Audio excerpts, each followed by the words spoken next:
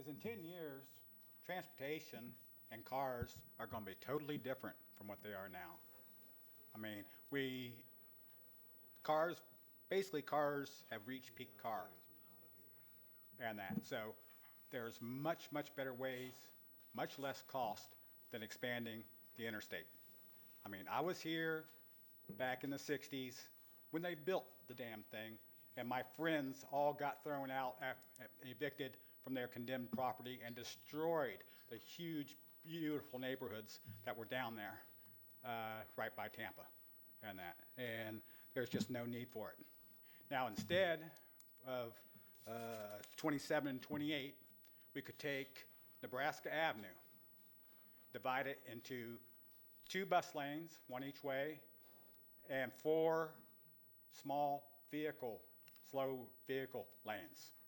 You can fit small vehicles like neighborhood electric vehicles and other vehicles 2 to a lane wide, and that. You could fit so many more people going to and from at lower speeds and much more dense and that than you can on the interstate, which is going to turn into a parking lot. And we've all seen it. Every time you build bigger roads, they get filled. So we need a different way to do it. Now, if we take roads like Nebraska and put them for bicycles, electric mopeds, e-bikes, golf carts, neighborhood electric vehicles, and other innovative, low cost to buy, and my personal one that I ride every day costs $1 a day. And with the 80-mile range, electric 80-mile range, I go anywhere in the county without a problem and barely slower than a car. And the thing is, if you have an e-moped, a moped is actually the fastest vehicle on the road during rush hour because it bypasses every person there. All the cars on the right, only one light stack each time you hit a light instead of waiting 4, or so like it is at rush hour and that. The thing is you're going to lower the pollution drastically. You're going to give people a very viable, we already have, 20,000 golf carts and NEVs here? I mean, people in Sun City would love to be able to take theirs to a doctor and that. They get, by the way, golf carts have about 60 to 100 mile range, just so you know, and that. Okay. Thank you, sir. Okay, thank you. Appreciate it. Todd Josh, number 34, Todd Joshko.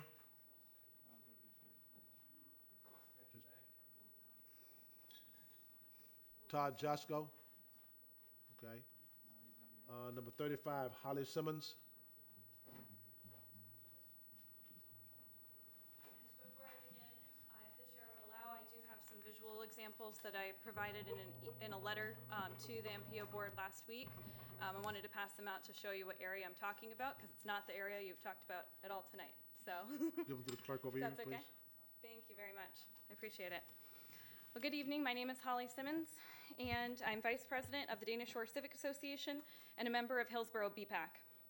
I'm here tonight representing various communities throughout Upper Tampa Bay, including Dana Shores, Pelican Island, Sweetwater Creek, Baycrest Park, Colony at Bayport, and Tampa Bay Youth Football League. We submitted that letter last Friday, and we greatly appreciate the work of the MPO and the many projects that benefit the Tampa Bay area, including several projects included in the current tip affecting the Courtney Campbell Causeway and George Road. However, we believe that more can be done with transportation to make our area safe. The area that we are concerned with is the stretch from Veterans Expressway to Hillsborough Avenue, including Memorial Highway, Independence Parkway, George Road, and Dana Shores Drive, which is used for cut-through traffic at speeds regularly over 70 miles an hour in a 35 zone. Due to the intersection at Memorial or Sheldon and Hillsborough, traffic backs up on weekday afternoons between 5 and 6 p.m. all the way to Veterans Expressway and sometimes even onto the exit ramp at Independence Parkway. There are 2 current transportation projects in the works for our area. One project in TIP to make George Road a complete street, connecting the Courtney Campbell Causeway Trail with the Upper Tampa Bay Trail, as well as the West Shore Interchange reconfiguration as part of Tampa Bay Next. The 2016 study of George Road recommends to address many safety concerns on George Road, which we are very much in favor of and want to echo our support with. However, it does not address the other issues on Memorial, Independence, and Dana Shores Drive, which could greatly jeopardize the very bicyclist and pedestrian safety that this project so hopes to enhance. Additionally, FDOT's proposal for the reconfiguration of West Shore currently has express lanes planned with egress onto Independence Parkway, further exacerbating the traffic issues that we currently have today. There's no cut-through or no egress from the Veterans Expressway express lanes onto Hillsborough Avenue. So we're going to have all that traffic that we already have on Memorial to Hillsborough Avenue compounded even further. So with that, we have several solutions that we've proposed in the letter and are outlined in the visuals I gave to you just now. We really ask that you review these to be added as either an additional part of the scope when that George Road Complete Streets project comes up, or to address it as an additional item on the tip, especially the re-engineering of the Hillsborough and Memorial intersection that we all agree with through every community in that upper Tampa Bay area. Additionally, we ask you to consider, or ask FDOT to consider, adding an egress for the express lanes onto Hillsborough Avenue to redirect traffic away from residential areas into that more commercial area instead, and try to alleviate some of that congestion in our community. So with that, thank you so much for all that you do. We really appreciate it, and I hope it's been a breath of fresh air to hear something different. Thank you. Number 36, Ann Klug. Two in a row talking about West Shore. Good evening, everyone. Thanks for your time. I'm just Ann Kulig with the Executive Director of the West Shore Alliance, also a resident of Hillsborough County. I'm just here on behalf of our board and our board president, Julie Harris-Hurden, who could not be here tonight. You all should have received a letter from us last week encouraging you to support the TIP.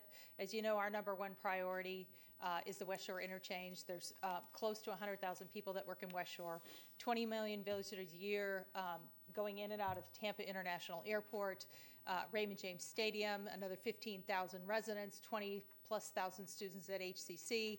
So it's a really diverse area. It is a business district, but it's also a neighborhood, and it's also a huge destination and a gateway to the city for visitors to Tampa.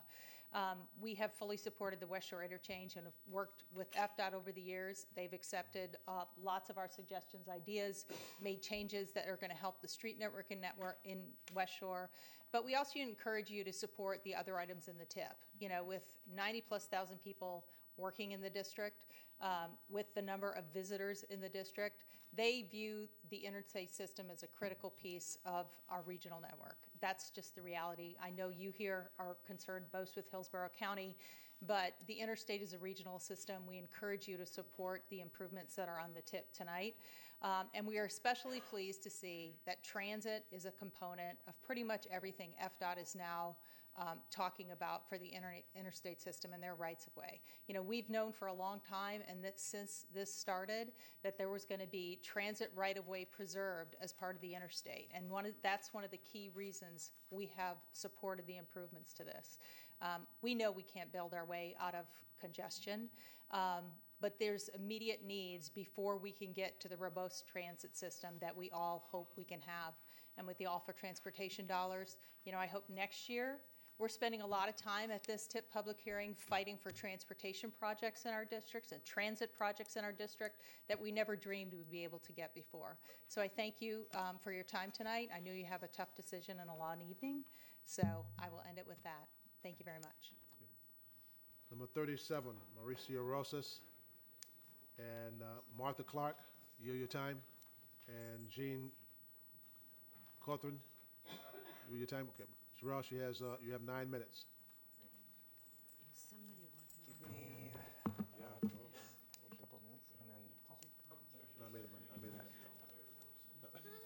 What? I made an announcement. Oh, okay.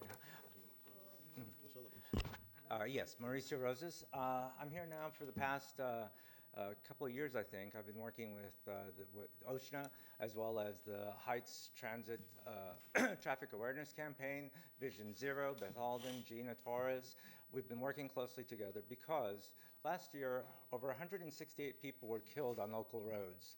This year, the number is already in the 50s, 60s number on local roads.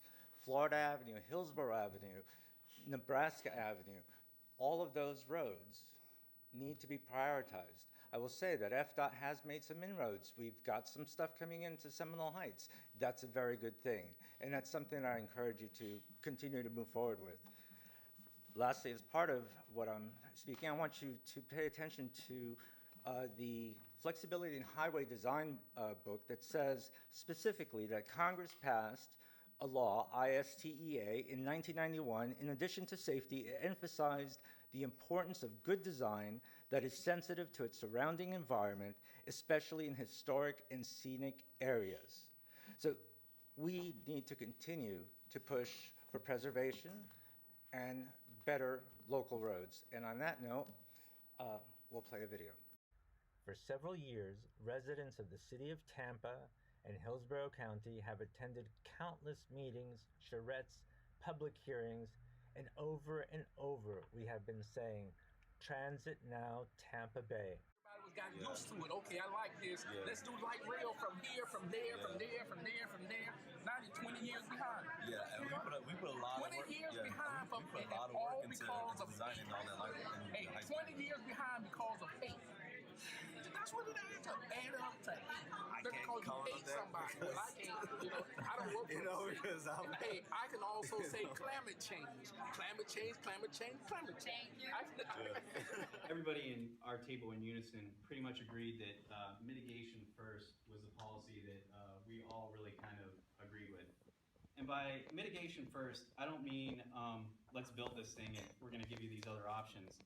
By mitigation first, I mean let's build these options and do something innovative and not do something that's 20 years old. Let's set the plan for the future, not the plan for yesterday. And everyone repeats these, and you'll see it from the next two teams coming down too. Everybody goes back to the protected bike lanes, the protected sidewalks, the community streets, the walkable streets. Those are things that make neighborhoods work. Putting the streetcar back on Central, improved bus service, more bike routes, improving the walkability. There are sidewalks missing in some parts of the neighborhood. On Florida, it's 3 feet wide, and typically there's traffic here and a fence or a building here, so it's just frightening to walk there. We would like solar sound walls, and at the base of that, additional parking, and ideally that would run basically the length of Seminole Heights. And like I said earlier, we have a lot of parking issues right now that is hindering our commercial area. And by tying that into a little intermodal to our other mobility options, maybe we have like the coast shares as well as the underpasses. It would help people to get around, and we can encourage folks to come and visit Seminole Heights without hindering the residents that already live there. Continuity, so making sure that we have continued service. It doesn't just drop off outside of our neighborhood. We want to be able to go to all the great places and the great services the city has to offer. And when you have a bike lane that just ends at the intersection of Tampa and MLK, and then you can't ride your bike anymore, what do? You're stuck. So continuity is a big factor right there. I think that one other theme is a sense of neighborhood. Complete streets is a common one on a lot of the main streets in this neighborhood. Safety for pedestrians. Vision Zero is a great goal and a great initiative that I strongly believe FDOT. Vision Zero is about neighborhood empowerment to effect change to reduce traffic fatalities to zero. We do this by direct neighborhood action and bringing attention to problem areas. But we must do more. We must do more to protect those who are waiting at bus stops. We must do more to stop this cycle of senseless crashing into homes, these terrible accidents on neighborhood roads. At some point, we need to reach Vision Zero. Tell me, so your house was smacked into. Yes. And this is your house over there. Correct. So I know there's going to be some upgrades here, but is there a sidewalk plan? You know what? There was at one point talk about a sidewalk running all the way down to Idlewild, all the way down to Publix, and I don't know why that fell apart. we got these new sidewalks, which are fantastic, but at some point they're also kind of like sidewalks to nowhere. Okay. Right? To where you can't really finish anywhere other than going out to Hannah. And that's just not a place where people are walking. People are walking. And here's exactly the kind of person we're saying is going too fast.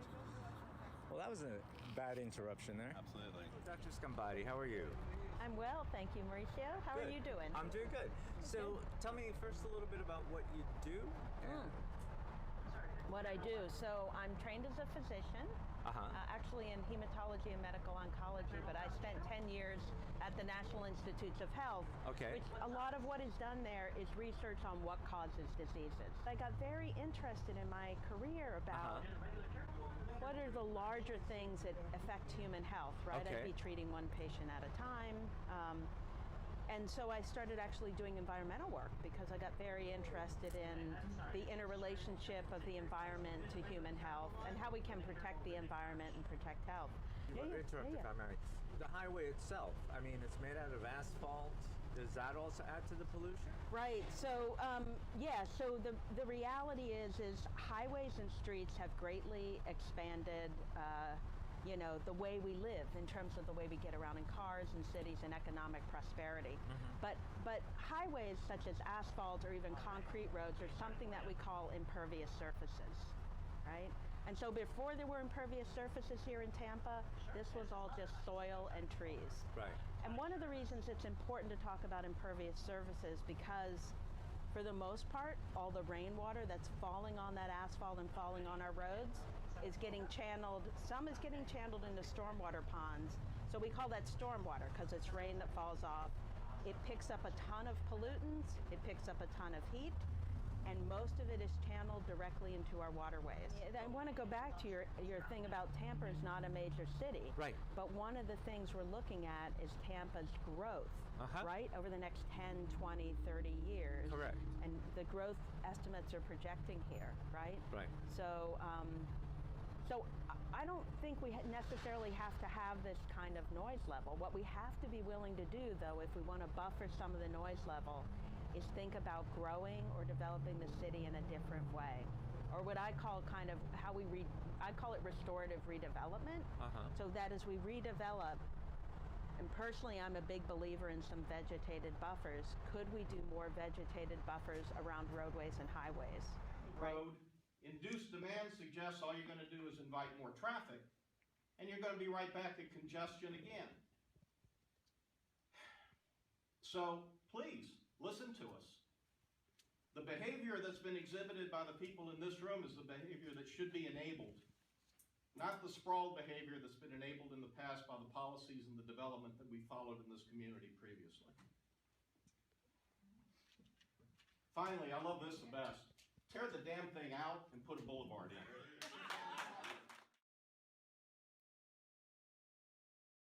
Thanks for the presentation. I'm not paid to be here, but Mayo is paid handsomely to come to all of these meetings. Thank you for your time.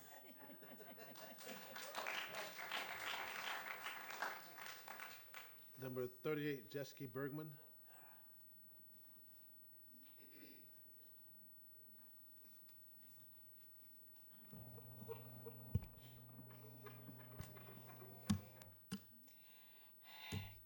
Good night, good afternoon. I came here with some notes. Oh, sorry, Jitske Bergman, 33604, across the river. I came here with a bunch of notes. I had them nicely written out. I have heard all of them repeated many times. So I have now scribbled all over this thing, and I sincerely hope I can make myself understandable. Number one, I came here from Stewart thinking that I would be moving into a city with transportation because I was pushing my 60s, and I thought, now I need to look somewhere where I have some transportation in case my body fails me. As you noticed, my knees are now going. I had a cataract operation because I couldn't see the streets anymore, and I was beginning to look at the transportation around here. All well and good. things came, I started with taking a bus to the library. This was just wonderful because it was right up my street. It also goes, it does the North Boulevard Library. It does Chambers High School for all those kids that come in there, and then it goes to some other schools, middle school and whatever. Next thing, I got a little familiar with that, and that bus was stopped. Now it goes to Home Depot. Somewhere, somebody was listening to me, and now it does go by the library again. So I'm very, very happy, and I think maybe we have somebody to thank here for that. Our new mayor, Jane Castor, said it's going to be difficult getting people onto a bus and using transportation. The culture isn't here. This is very true. The first time I took a bus, I must say, everybody was just absolutely wonderful. I took a bus, I parked the car at Publix, and I took the bus from there downtown to here, and the first bus passed me by, me and 5 other people. Why? Because I stood behind the line of the 5 other people, and I said, what happened to this bus that whooshed by? This very kind gentleman who had offered me a seat on the benches to begin with said, oh, the bus driver knows us. We live here. Your next bus, ma'am, will be here in 14 minutes. And I said, oh my God. This is the culture probably that Jane was talking about. The next bus comes, and they pushed me to the front of the line, and they waved to the bus, and they, all kinds of motions, and the bus stopped. Whoops! Okay, very fine. Now you've heard a different story. Thank you. I came here by bus, and sort of the same thing happened. Number 39, William Hunter, Terry Limley. Okay. You have 6 minutes, Ms. Tomley. Thank you. I don't think I'll need it all, but thanks for the time. I have 2 points I wanted to bring forth, but the video... Oh, sorry, my name, William Hunter. The video that Michelle Cookson showed earlier makes me think that maybe converting 275 to a boulevard isn't such a nutty idea. To my prepared remarks, I strongly support an emphasis and focus in our planning on the development of transit.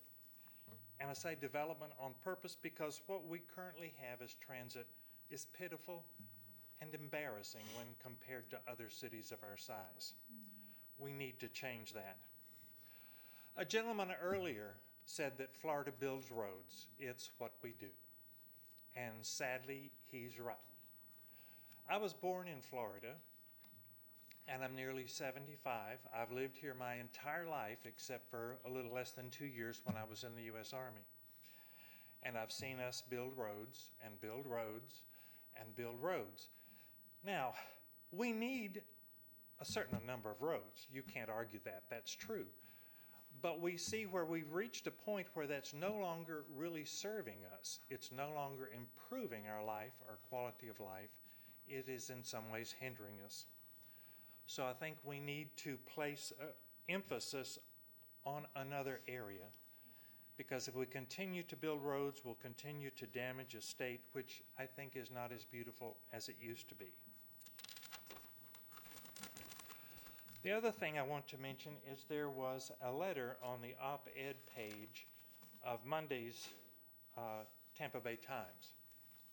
It was from Rick Homans, President and CEO of the Tampa Bay Partnership, and the first sentence of the article was, and I quote, 94% of Hillsborough County residents view the section of I-275 north of downtown Tampa as a critical connection to jobs and opportunities, according to a recent scientific poll conducted by Florida Opinion Research and commissioned by the Tampa Bay Partnership, end quote. 94%. I admit I was a little skeptical of that. I doubted that they had polled the entire population of the county.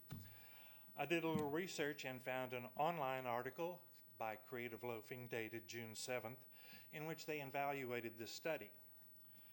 They found that the study talked to 401 adult residents of the county. 65% of those people had never heard of the project. So even if they voiced an opinion in support of it, that opinion could hardly be a thoughtful and reasoned opinion. I was curious about that number, and I took a look at population. The latest figure I could find for the population of the county was 2017, when there were 1.409 million people in the county. 401 people is 0.0000285%, approximately 3/10,000ths of the population. So that survey is hardly a valid sample. I have no problem with someone differing from my own opinion, but I do have a problem with someone publishing hugely misleading information. Thank you.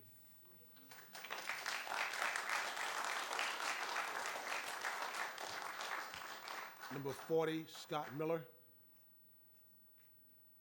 Scott Miller. Okay. Number 41, Chris Villa. And Jordan Miller. Your time. Okay. Valerie McDonald. Your time. Gloria Jean Roster. Your time. David Urena. David Urena. Not here. What about, you're here. Okay, so now you're down to 1, 2, 3, 4, 15 minutes. I think that's plenty of time. I might not even hit 15 minutes, so. Okay, so can I begin? All right, I'll get hit the show. I'm actually super nervous. I feel like I'm coming up here the first time. The pressure is on whenever time's coming up here. My name is Christopher Vella. I live at 9241 East 11th Avenue. I'm in Ybor City, historic Ybor City, Tampa, Florida. Obviously, I'm not paid to be here the numerous times I've come up to this board, but I do not want to maintain a heavily subsidized lifestyle over minorities, over people like myself. I'm asking this MPO board right now to remove line 27 and 28 from the TIP. Both, as you know, are operational improvements. Line 27 is north of the downtown interchange going over to Barris Avenue. The DTI, well, that's going to be looked at with operational improvements, which I am presuming will include some widening, building this interstate flyover ramps closer to my neighborhood. Now, not all operational improvements are small, and they don't really serve the greater good. Whenever in my neighborhood someone mentions an operational improvement, it's kind of like a word to run away. It's a fearful word. Ybor City has been ground zero for an enormous amount of time. Back in the early 70s when the MPO was founded, so let's just say like 73, 74, that's when we first saw the first operational improvement by our state DOT. That's when we started to see streets like 12th Avenue, 14th Avenue. These are roads that would carry you to destinations of landmarks in Ybor City. Those same roads became exit ramps to better service Interstate 4. But with that said, it ended up hurting our neighborhood even more. Like, we saw more property loss. We saw significant demolition happening with houses. An MPO has been put in place in the 70s by the federal government to be a repository, a container of all public comments. You all are comprised of elected officials from authorities, from cities, county, from Hillsborough County, excuse me, to take all of our comments behind me and basically represent us and what we feel. And this first step with the MPO coming in the 1970s, we saw this operational improvement that was absolutely devastating to Ybor City. 10 years later, so this is 10 years after the interstate was constructed, roughly. Going to the 1980s, FDOT again wanted another operational improvement in historic Ybor City. We saw retention ponds being dropped and then Nucio Parkway was finalized, 14th and 15th Street, which you would head over to Segunda or Cascade Park or Pool, became a very dangerous pedestrian passage. We didn't see any of the cutoff access points in my neighborhood to VM, for example, Someone's got wind chimes going on. We never see any access with that. So we have 11 points in my neighborhood that were completely cut off from the rest of the neighborhood because of these operational point improvements. If you know anything about Ybor City, we had some really cool immigrant civil engineers that came over a long time ago. When they came to Ybor City, it was just a big swamp. And they did drain the swamp, but they built a great town. They built a really good, diverse, innovative, beautiful town where we saw commerce at so many levels, culture. It helped founded the city of Tampa. And here we are in the 1980s and 70s, allowing a DOT to bring that back into Ybor. You can walk down by 14th or 15th Street in New Seal Parkway. That isn't an Ybor City design. Somehow, in the beginning of this MPO, we became disconnected. We allowed these things to happen. And we just became obsessed of just saying, you know what, it's a small little improvement. It's a small little improvement. What's it gonna do? Well, I'll tell you what happened. In 2006, we completed a massive operational improvement. You guys probably remember all that construction that happened in early 2001. There was over 400 properties that were gone from that effort. We still saw a lot of devastation that I think really more so on the West Tampa side.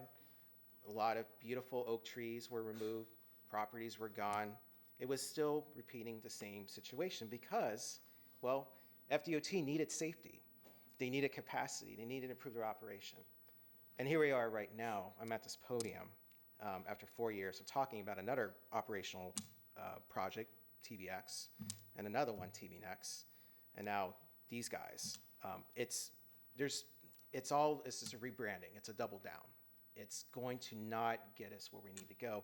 I don't even need to go into the rhetoric of induced capacity because it is a proven fact, and you saw those like explanations.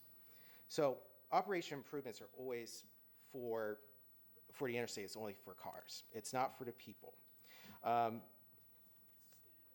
in no way with these operational improvements, especially with line 28 with the DTI, can FDOT contain the air particulates or noise. These are elevated express ramps that they want to reconfigure. These ramps will be closer to houses in my neighborhood in historic Ybor. They will also be closer to houses on 14th Avenue and VM. It will impact a community that, according to the MPO Health Atlas, at a 95 to 100% cancer risk from diesel particulates beyond other neighborhoods. So this information is online. You guys can access this. This is what the county has studied.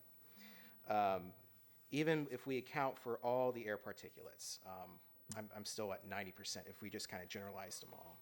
And these are brake dust, diesel particulates, any type of fumes that come from vehicles, dust, and just in general, we have a high level of chronic diseases in Ybor, especially where I live in historic Ybor. As you're aware, that we've come up here, we talked about the American Lung Association, and they've always said, you know, you guys have an F. Maybe you have a D, but then it goes back to an F. So we're not really caring about the quality of life that we have stripped away for the past 60 years for the population, a very diverse, culturally rich population that was there nearly a half a century before the interstate. We continue to keep on doing these operational improvements and putting people's lives at risk and really just putting a death sentence on people like me. And it's completely unfair. If we talk about the crashes, FDOT comes up and they say, well, we need to improve the safety of the interstate. So I did some digging, and I ended up getting some data on Hillsborough County on the state roads, so the non-interstate state roads. And here's the numbers. For non-interstate state roads, we've seen 33,585 car crashes. I think that goes well beyond what's happening with the slow fender benders that are going on at DTI. Over 133 were dead, so this is 2018. We saw 544 of those crashes that were pedestrian. 498 were bicycle related. And all 14,555 were injured. So again, this has nothing to do with the interstate. This is about roads that go to communities in every corner in Hillsborough County. So imagine if you guys were to make an ask to FDOT and say, well, what if we were to take the $335 million, right, and put it into making our streets safer, walkable, to be more accessible, better connected? How can we reduce down to Vision Zero? And you guys know very well that that's a program that the county has right now. I have times have volunteered for that. A lot of us behind me have volunteered for that. We want safer streets. You can't have pedestrian deaths on interstates. Bicycles are not allowed. People are not allowed, obviously. You can't have cars crashing into buildings. But that does happen on roads that are near schools. That happens to roads that are near parks, places of worships, and jobs. It has to end today. And I know that FDOT's going to tell you, we can't repurpose the money, but that's not the point. It's you drawing a line in the sand today and saying that we need to take action right now. We can't afford to have this many crashes and fatalities. It's just pure negligence in funding. So we need to look at having a one-to-one match for every type of dollar that we're putting down for local projects. FDOT has to step up to the plate and say, yes, we're going to help you make streets safer and have transit projects occur so we can have choices and equity on our road system. Now, as I mentioned earlier, this is a double down in FDOT's plans. Line 28 with the downtown interchange, and also 27, few were unaware what was going on with this. I was confused. I was very confused, especially with line under 28. Unlike the Seminole Heights meeting, my neighborhood association, I've never actually had a public hearing in Ybor City about these operational improvements. I know for a fact because I went to the committee meetings. So the committee meetings are designed, the committees are designed to serve you, to provide you guidance to make decisions. Those committees didn't have the information on line item 28. They didn't know about this operational improvement that's before you right now. So they couldn't make a really good recommendation for you. They had to make something on the spot, and they did. As far as I'm aware, the majority of the committee meetings never heard any public hearing or had that data in relation to the operational improvements going through Seminole Heights. And these are very important things. We have to have a level of consistency. And I know that some of you guys look at this tip and you're probably scratching your head like I am, like, what am I looking at? This is crazy. And I think it's just the amount of information and consistency. I don't think it's been fair to you guys. I don't think and it certainly hasn't been fair to our community. The way how FDOT's been presenting themselves and presenting how they want to execute some of these plans. Even worse, hearing on the radio with FDOT on W88.5, I'm tired of the ultimatums. FDOT should not say the money's going to go to Orlando. That's a public serving agency. What right do they have to take our own tax money and hold it above our heads and your heads and say, well, we're going to run over to Orlando? Especially with the amount of death that is occurring on state roads, right? Especially the amount of blight and pollution that they're putting on minorities like myself. It is completely absurd. They need to step back, and you guys really need to press them hard. They can't act this way. It's unethical, completely unethical. As you're probably not aware, FDOT has already gotten to a contract to work on I-275 with a $31 million contract. They hired a contractor to start working right now. This area, I-275, everything I'm talking about right now is under an SEIS. We can remove these items because we're going to have to go to a record of decision. And what I mean by that is that all this effort for the past 4 years will be ultimately decided in 2020. This is a very premature, ill-step procedure that FDOT is engaging right now. They want to systematically break down neighborhoods like mine to make it easier to push projects like this. And then what's going to happen after 2020, they'll just go for the biggest large blowout of the downtown interchange and potentially other segments of the community. It is not fair. We deserve at least some time here. Let's have some diplomacy. Let's have some respect. So the reality is to me, line 28 is still a widening project. It's going to be, the DTI is going to be closer to homes. We're going to see our local streets be treated like gun alleys. A lot of the traffics or crashes that you see are coming off of high-speed roads that service the interstate. Bush, Fowler, Nebraska Avenue. In fact, I think we had 2 deaths recently at Nebraska Avenue, and that's near I-275. Fort Alaska is another dangerous road. Highland, we've seen a lot of crashes there. We need to start focusing on whenever we tweak the interstate to look at those impacts, and I don't think that has been really looked upon. And no, I don't want another study.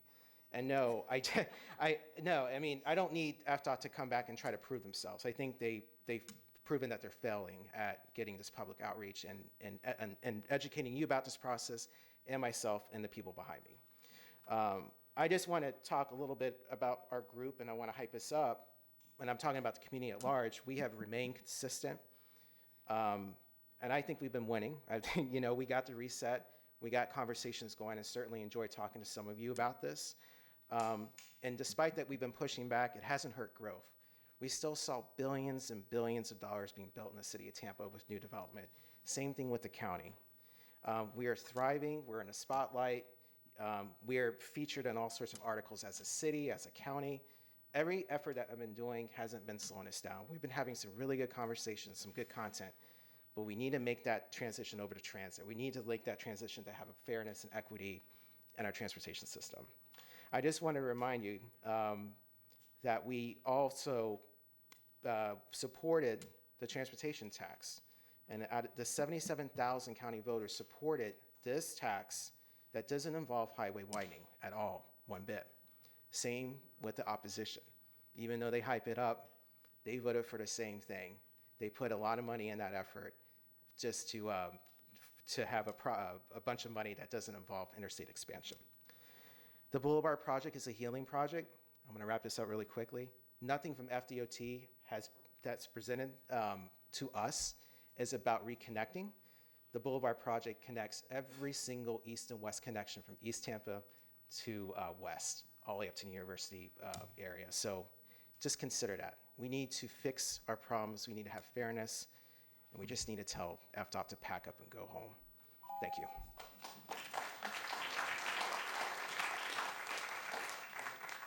I thought you were going to use all your time. Nothing, that's okay. Nicole, number 42, Nicole Perry.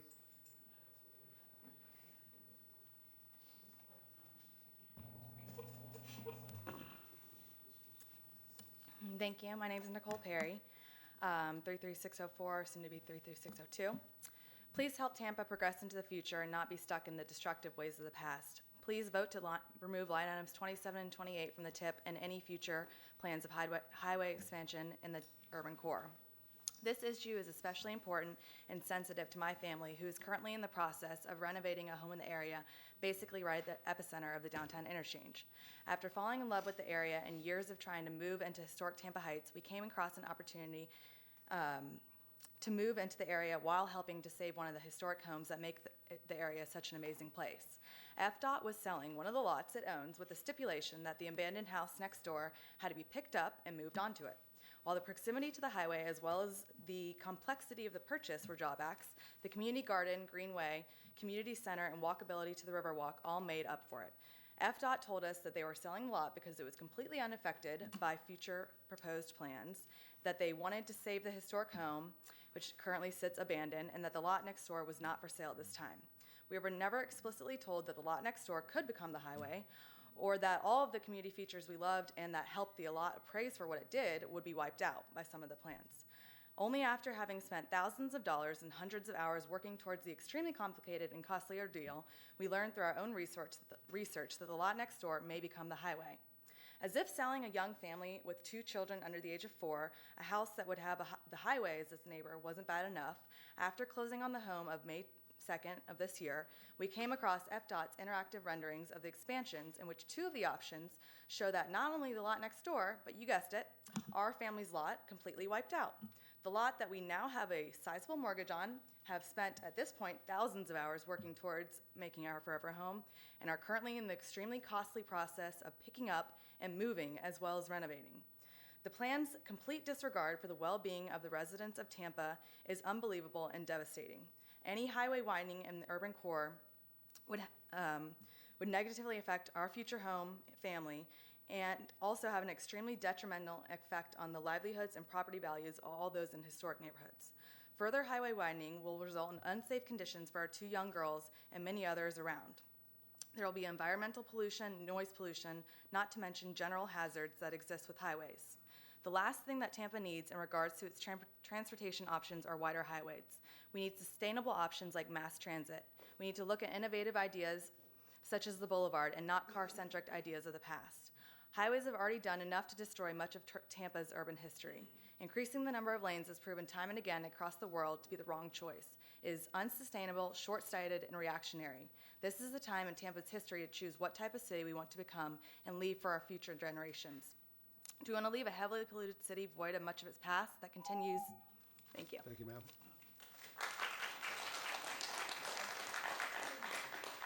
Number 43, Chris Gleason.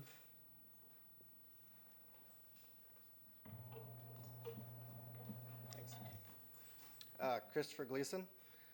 I urge you to prioritize improved transit, safer streets, and smarter planning for the next 5 years of the Transportation Improvement Program. As the annual meeting includes projects from long-range transportation plan to be considered for the most importance, I urge you to think into the future and make decisions that are long-term. Make decisions that are long-term solutions for our county. Hillsborough County residents voted last year to tax themselves for a better transportation network.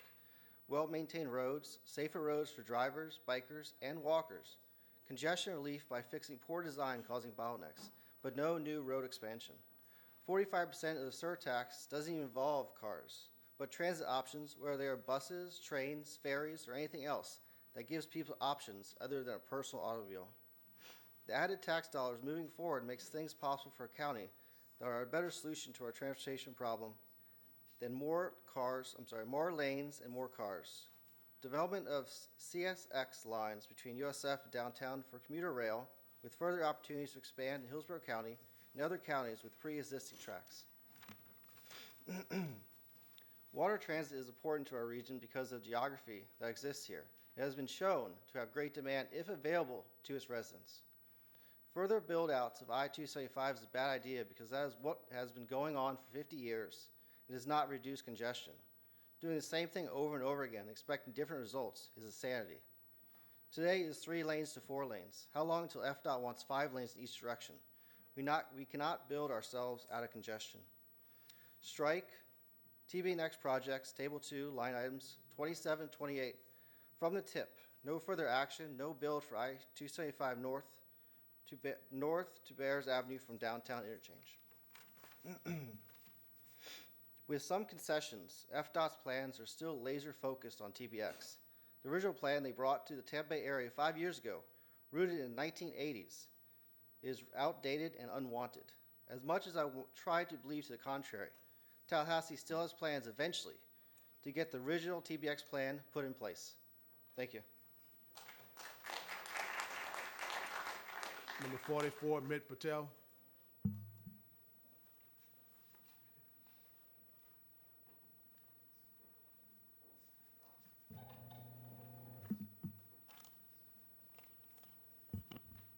Good evening. I'm Mit Patel, number 44. When I got handed this number, I was like, if I'm number 45, I'm walking out of here. But just a little joke to get started. But there's not much to reiterate. We've been doing this for a very long time. In fact, I see new faces on the MPO board that I remember being on this side of the equation 4 years ago, which is a nice sight to see. When I started at least 4 years ago, I knew very little about how local politics worked. Through the process, becoming an activist, it was very challenging at first. You don't want to be introduced to the Florida Department of Transportation as your first experience dealing with a bureaucracy in this country. It's just not a good thing. And I say that with all due respect because a lot of those people have changed now. And even though I'm not paid to be here, and a lot of the people out here are not paid to be here, a lot of y'all are paid to be here, and a lot of them are paid to be here. And I actually respect the fact that they are trying to do a better job in what they're doing. But at the end of the day, TBX TB Next, it's the same thing. What do they say? You can't put lipstick on a pig. It's still the same thing. The whole thing I heard today is basically the same thing I heard back in 2015. You had a bunch of organizations that per se that they're for economic well-being and all this nonsense come up, say they're for it. And most of the community folks and people that really understand the matter, like the professor from USF, like Rick Fernandez, like Chris Vella, that have all this time speaking, which I don't know how they get, tell you why it should not have been built, talked about. We shouldn't even be here today even discussing those words, because there's other things that we should be doing that would be so much better. That being said, I don't believe this MPO board is really going to end TBX tonight, just from past experience. But I do believe that the citizens will keep fighting, that they will keep showing up year after year, dealing with whoever FDOT throws out there. And I do like David a lot better than Paul and Debbie. He seems a very likable character.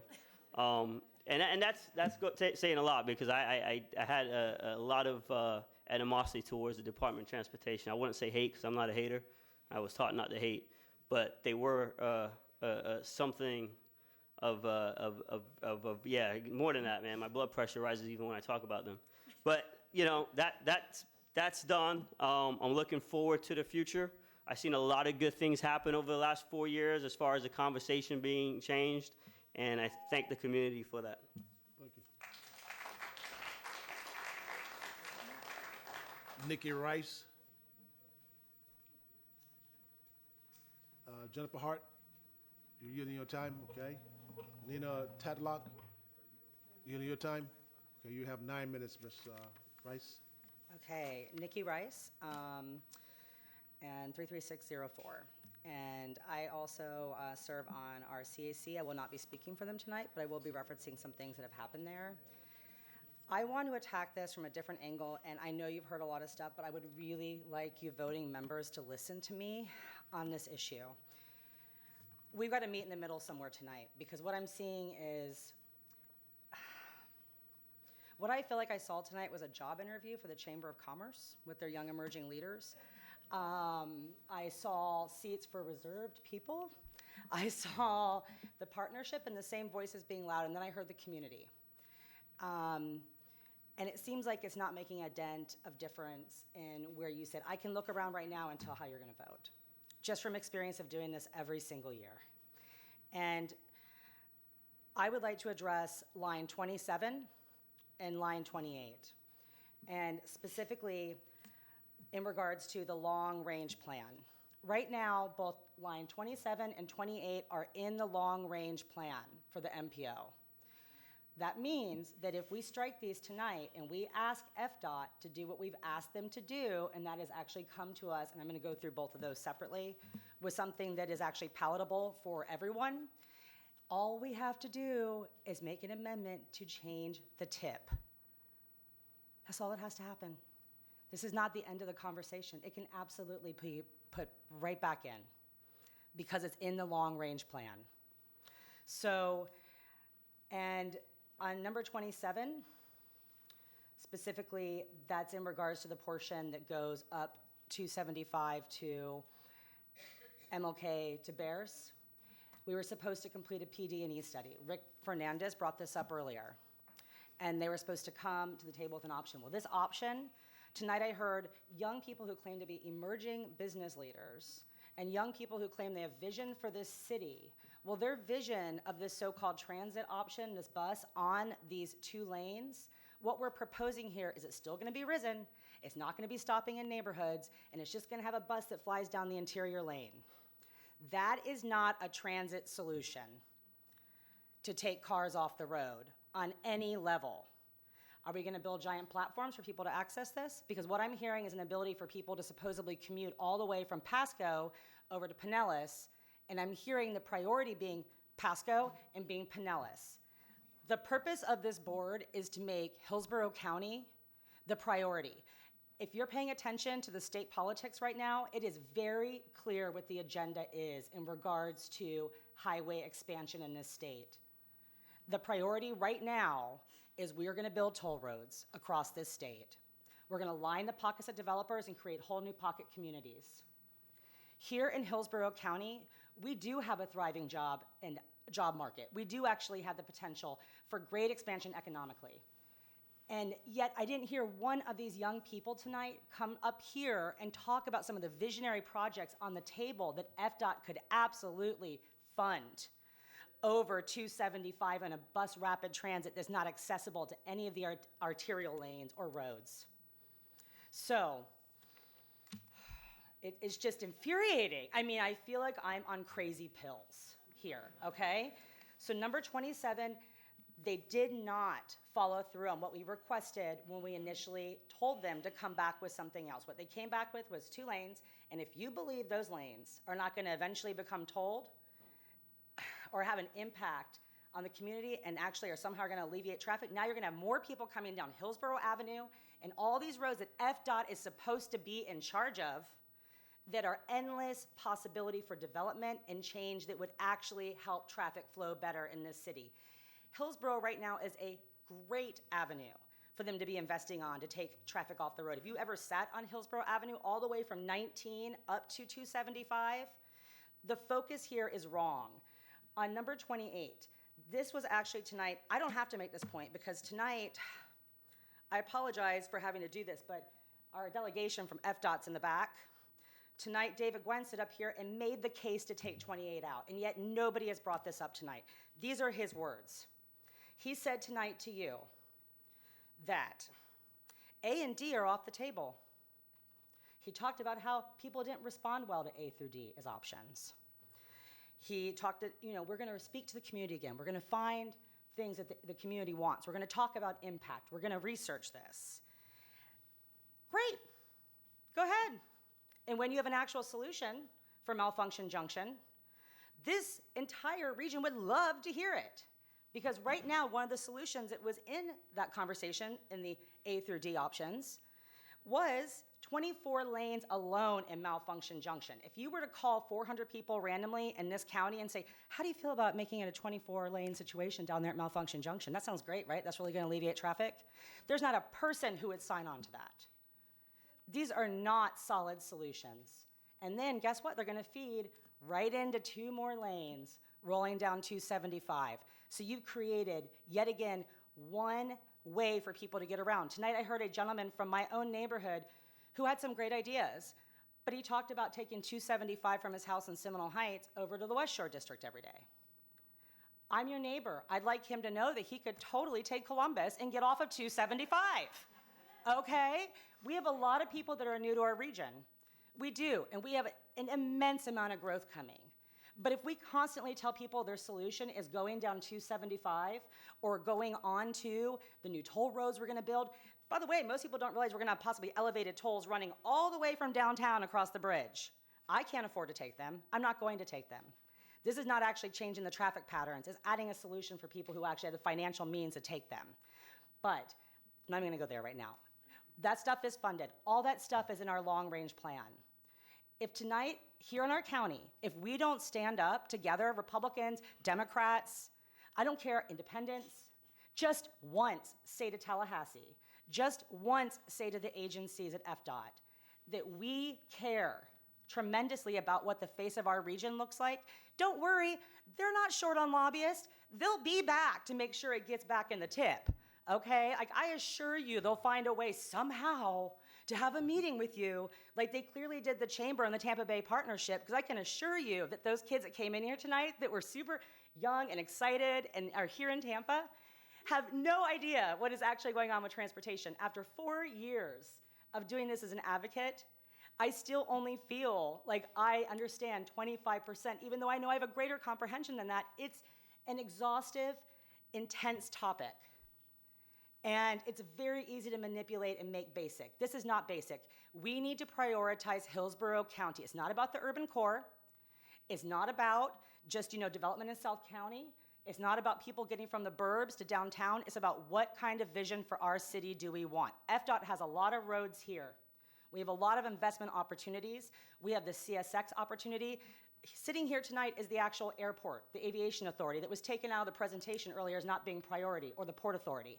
Well, guess what? We spent hundreds and millions of dollars building a train at the airport, which by the way is completely rad, and takes you nowhere besides a parking garage to rent a vehicle to get on the highway. Okay? Meanwhile, FDOT purchased a giant lot on Cypress and a hotel because they were going to make a multimodal center there on West Shore. There's a priority project for FDOT to put in the tip.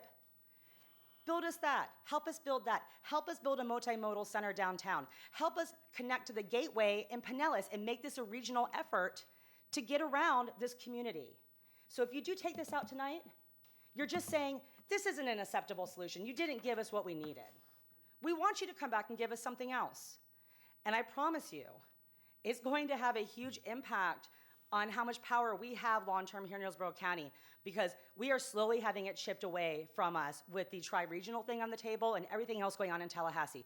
Prioritize your community, keep your seats if you're an elected, and please make this happen. I appreciate your time.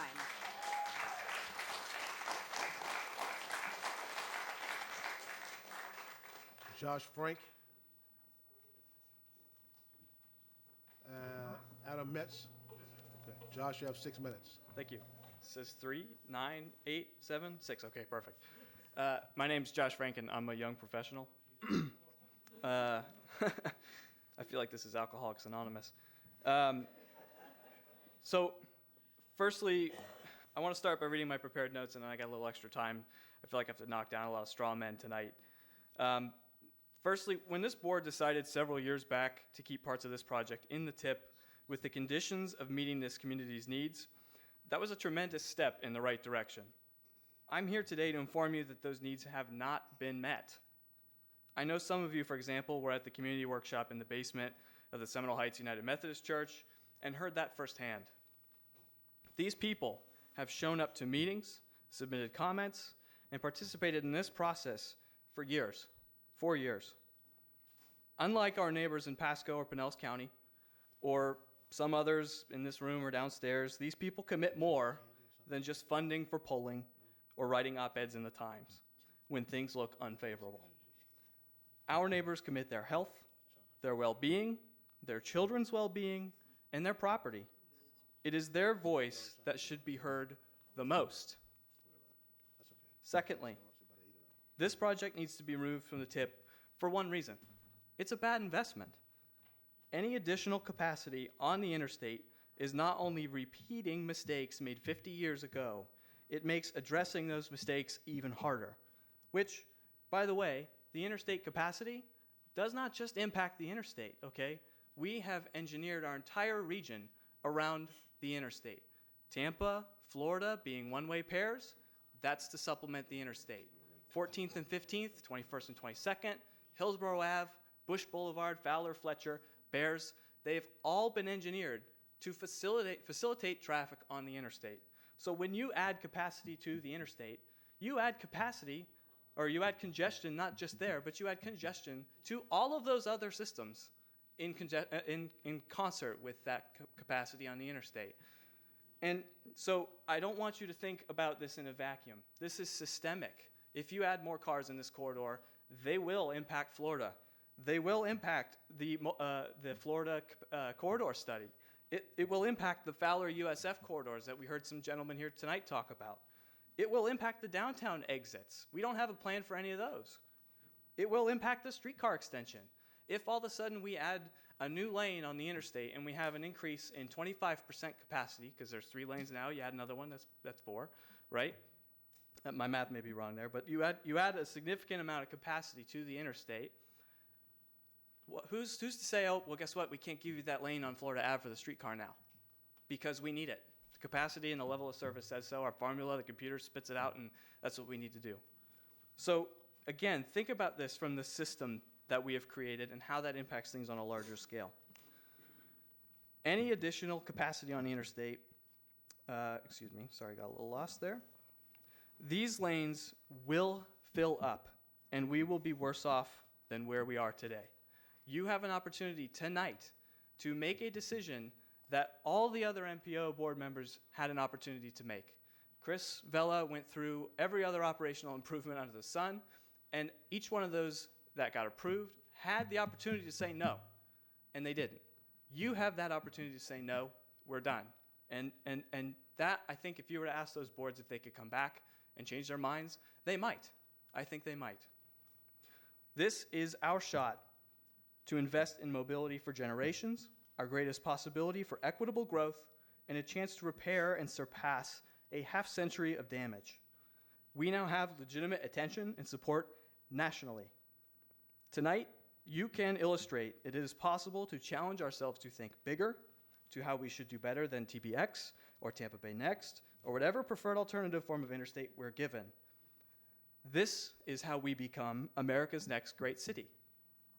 I ask you to draw a line in the sand and say we are finished repeating the mistakes of the 1950s, remove 27 and 28 from the tip, and commit to what your constituents have asked for, which, by the way, all for transportation, everybody who invested in that, both sides of the aisle, specifically says, in terms of limits on new automobile lane capacity, agencies are prohibited from expending any funds from the categories, etc., for new automobile lane capacity. For the purposes of this section, new automobile lane capacity means projects that consist of adding additional lanes for automobile traffic to existing roads or streets that are not related to intersection capacity improvement, or constructing new roads or streets. The people who voted for all for transportation did not vote for capacity projects. So when the partnership comes in here and conducts a study and says 401 people in our county support addressing the interstate, what they don't ask them is, do you support more cars on the interstate? No. They say, do you support improvements? I've seen the study. I don't know how many of you have read the entire study, but the questions were very specific. Do you support improvements? Didn't say anything about capacity. If you ask those same people, do you support more cars on the interstate? I guarantee you the answer is no. The solution to Florida, Nebraska, congestion, pollution, land value, safety, other corridors, regional transit, all that stuff that's super critical for this corridor is not by adding lanes, it's by having fewer cars. Invest in alternatives to have fewer cars, and all of these problems will go away. Thank you.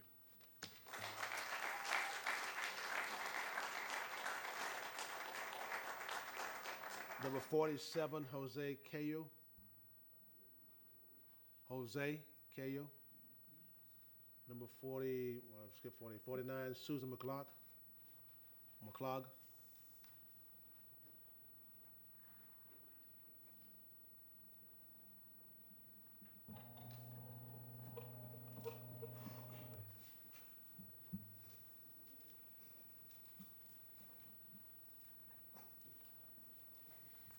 Hello. I'm here from living in Seminole Heights to ask you to please strike number 27, Susan McClung. I'd like to say what many people have said, that FDOT is just obsessed with the interstate and doing things with the interstate. And we really need to get away from the idea that this one artery is going to solve our problems. We have transportation problems, but they're not going to be solved by this one artery in Tampa. You heard some fear mongering about, the evacuations that won't happen. Millions of people are going to die if this project isn't done.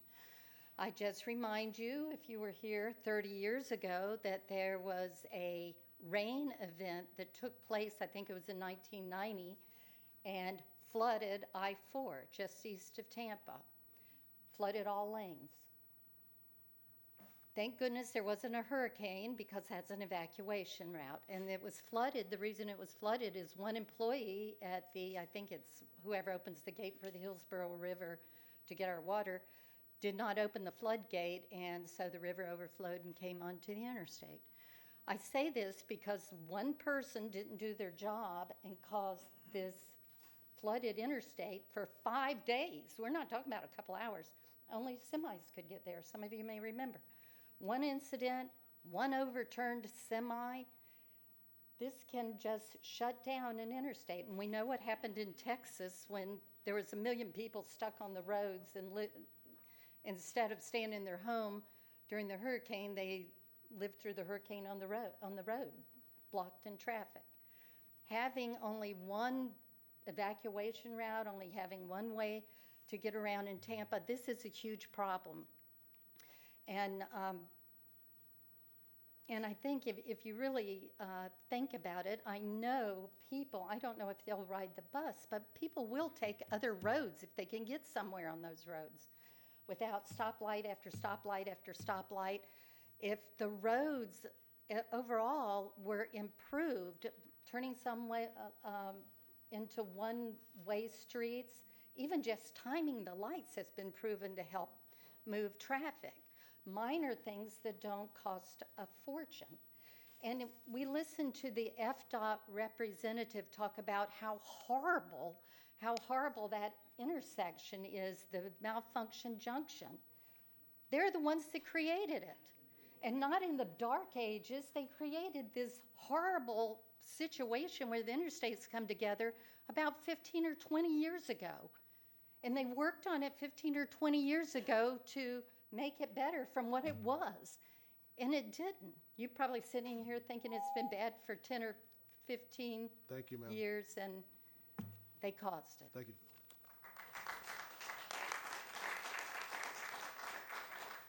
Brenton Winterick.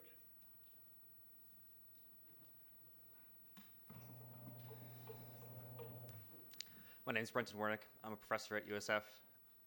My primary mode of transportation is a bicycle. My husband doesn't have a driver's license. Many of my neighbors in my neighborhood in Seminole Heights, across the street, around the corner from me, don't have driver's licenses. My family chose our neighborhood based on the availability of the transit options that were available there and the accessibility of me to my work via bicycle. That's why we picked our neighborhood. I'm looking at this and experiencing this as a sort of deja vu. I lived through and I've resided in neighborhoods that experienced these types of interstate expansions when I was living in Wisconsin, when I was living in Minnesota. The predictions, the things we talk about when we say induced demand, that's exactly what I personally experienced. I saw that the congestion immediately returned to exactly the same levels, the exact same unfortunate experiences, frustration, lack of speed to move through the area immediately after construction was done. But not only that, worse than that, the air pollution increased dramatically. The noise increased dramatically. The proposed aesthetic solution to use sound walls is completely ineffective. What the sound walls that they built when they were widening in Minnesota served to do was to direct the new sound, the expanded sound of increased capacity, directly up into my windows in my third floor apartment. All that these sound walls do, they do not prevent sound pollution, they do not prevent the ill effects. All they do is direct them directly at our lowest income residents who live in apartment buildings and high-rise complexes. This proposed solution is a net negative of quality of life for the people that are living in Hillsborough County in the central Tampa area. And we need to reject it and say that that's not an acceptable solution, that increasing capacity cannot be part of any proposed solution for addressing safety issues on this interstate. Thank you. Number 51, Hoyt L. Prindle III.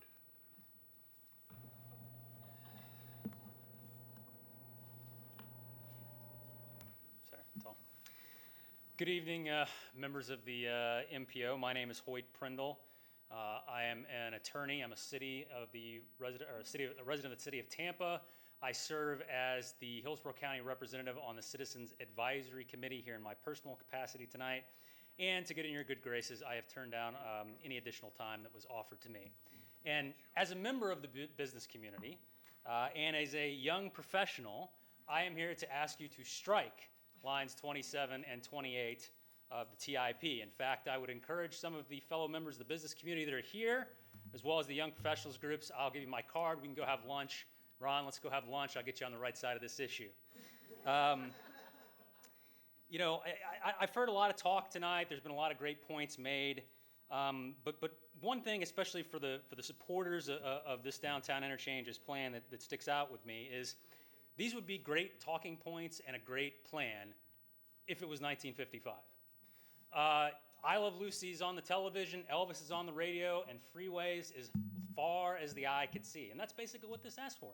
That is basically what I would term the freeway industrial complex is asking you to do, is the same thing that we've done since the 1950s. More freeways, more lanes. It's just a constant cycle, and we never do anything different. Listen, I'm not against all roads. I'm not against all freeways. I'm a person that wants multiple options. But I am against bad projects. And this is a bad project. It's not going to improve safety. It's not going to improve capacity, as the induced demand concept will show. We know this, so why are we going to throw $1 billion after something we know is going to fail? Who here in the business community would put $1 billion into a project you know from the outset will fail? You won't. You wouldn't. And just because this is the government, that doesn't mean we should act any differently. One of the things I want to talk about in terms of the economic impacts. As you probably know, land closer to the freeway is not as valuable as land farther away from the freeway. California Department of Transportation did a study that shows that land that's within 500 feet of the freeway is less valuable. So what's this project going to do? It's going to reduce tax revenue to the county. It's going to reduce tax revenue to the city. It's going to reduce tax revenue to our schools. And why? So that theoretically, the residents of Pinellas County, Pasco County, and Polk County can have an easier time driving through our community. That doesn't make any sense. And finally, to wrap up, 2 points. One is that in terms of specific numbers for the forensic appraisal group did a study that said for every decibel increase in sound, it has an effect negatively of $701 to $6,600 per decibel. So for the average freeway, which is 25 decibels higher than the surrounding community, you're talking about a negative value of $17,000 to $167,000. So please strike lines 27 and 28. Thank you. Number 52, Haywood Brown.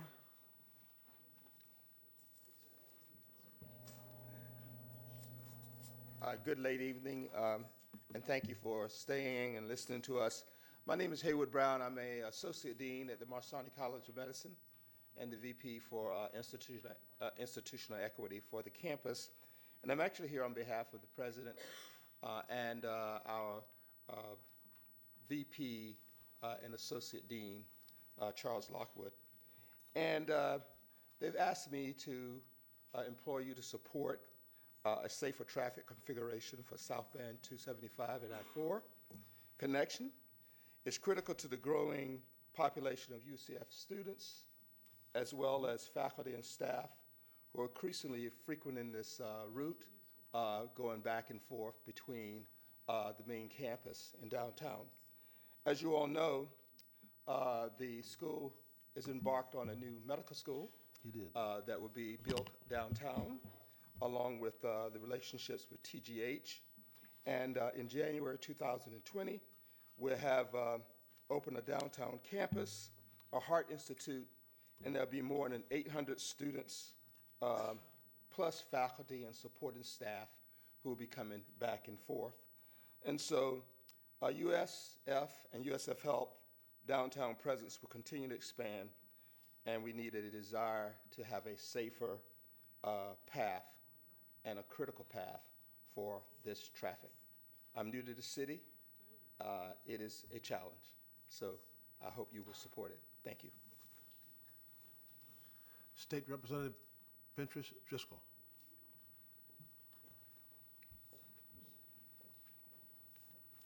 Good evening, Commissioners. Good evening. Thank you. I'll take it. I know the hour is late. Thank you so much for your attention at this very long meeting. Thank you very much to the members of the public who came and presented comment and exercised their democratic right to do so. I'm Pinterest Driscoll. I represent the folks in District 63, which includes a lot of North Tampa area, so parts of Carrollwood, Lutz, University of South Florida, and Moffett, as well as New Tampa and all of its surrounding communities. And in that capacity, you know, I hear a lot about priorities in our district. The number one thing that people want to talk to me about, if it's not education, because that's always top of mind, it's traffic and congestion and transportation. This is a priority that if you were to choose to vote in favor of this tonight, would greatly impact my district. That corridor is kind of like the spine of my district. I would like to see us use this investment as intended to improve that portion of the interstate. It has great significance to other areas of the district. The other thing that I wanted to mention is that, as I understand it, this $300 million in improvements, if we do not use this here in our community, that's money that would go back into that pot and then be used in another community. Part of my role as a state representative is to go to Tallahassee and fight for my district and to try to bring money and resources back that we can use to invest in our community. And I'm proud to have done that. And part of the appropriations that we were able to bring back will help improve HART and lend itself to some technology improvements and help transit in that way. But I think we have an opportunity here to do something that would significantly enhance the safety of that portion of the interstate. It's greatly important of my district, and so I would encourage you to support it. Thanks so much. State Representative Diane Hart.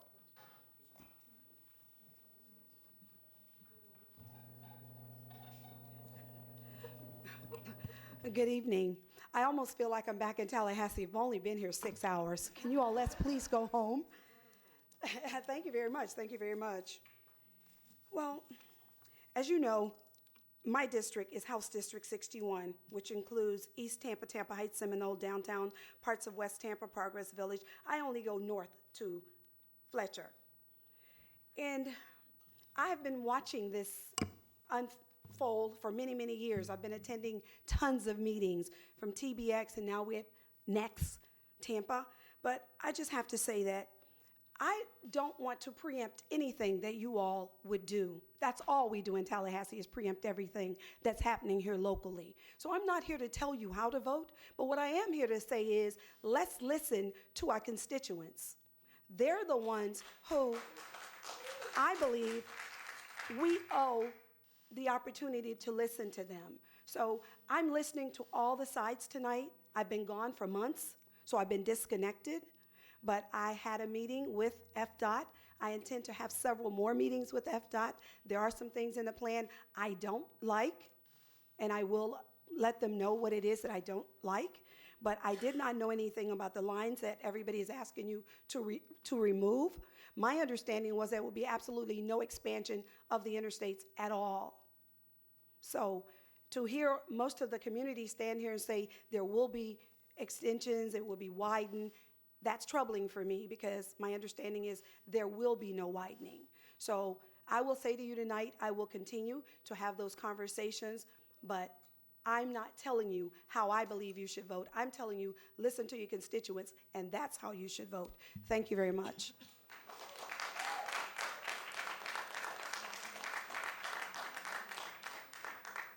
Number 56, Bruce Young. Bruce Young. Okay. Number 57, Gwen Myers.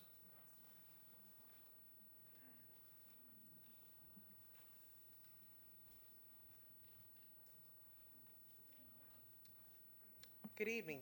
I'm Gwen Myers. I'm here for the removal of items 27 and 28. Let's not continue to widen the interstate for more cars to travel on, and we continue to sit in traffic. Let's start talking and investing in depot stops for our future mass transit. Thank you so much.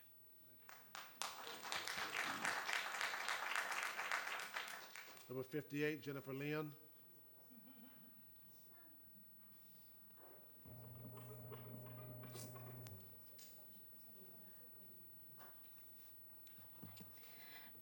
Good evening, MPO board members. My name is Jennifer Leon.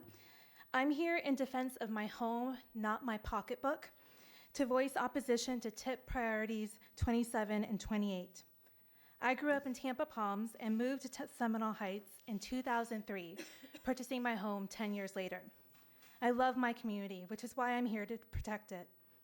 Contrary to earlier speaker assertions, the heart of our community is not the highway. It is the communities and neighborhoods around the highway. We know items 27 and 28 will do little to alleviate congestion, but they will hurt families and further chop up the vital heart of this city.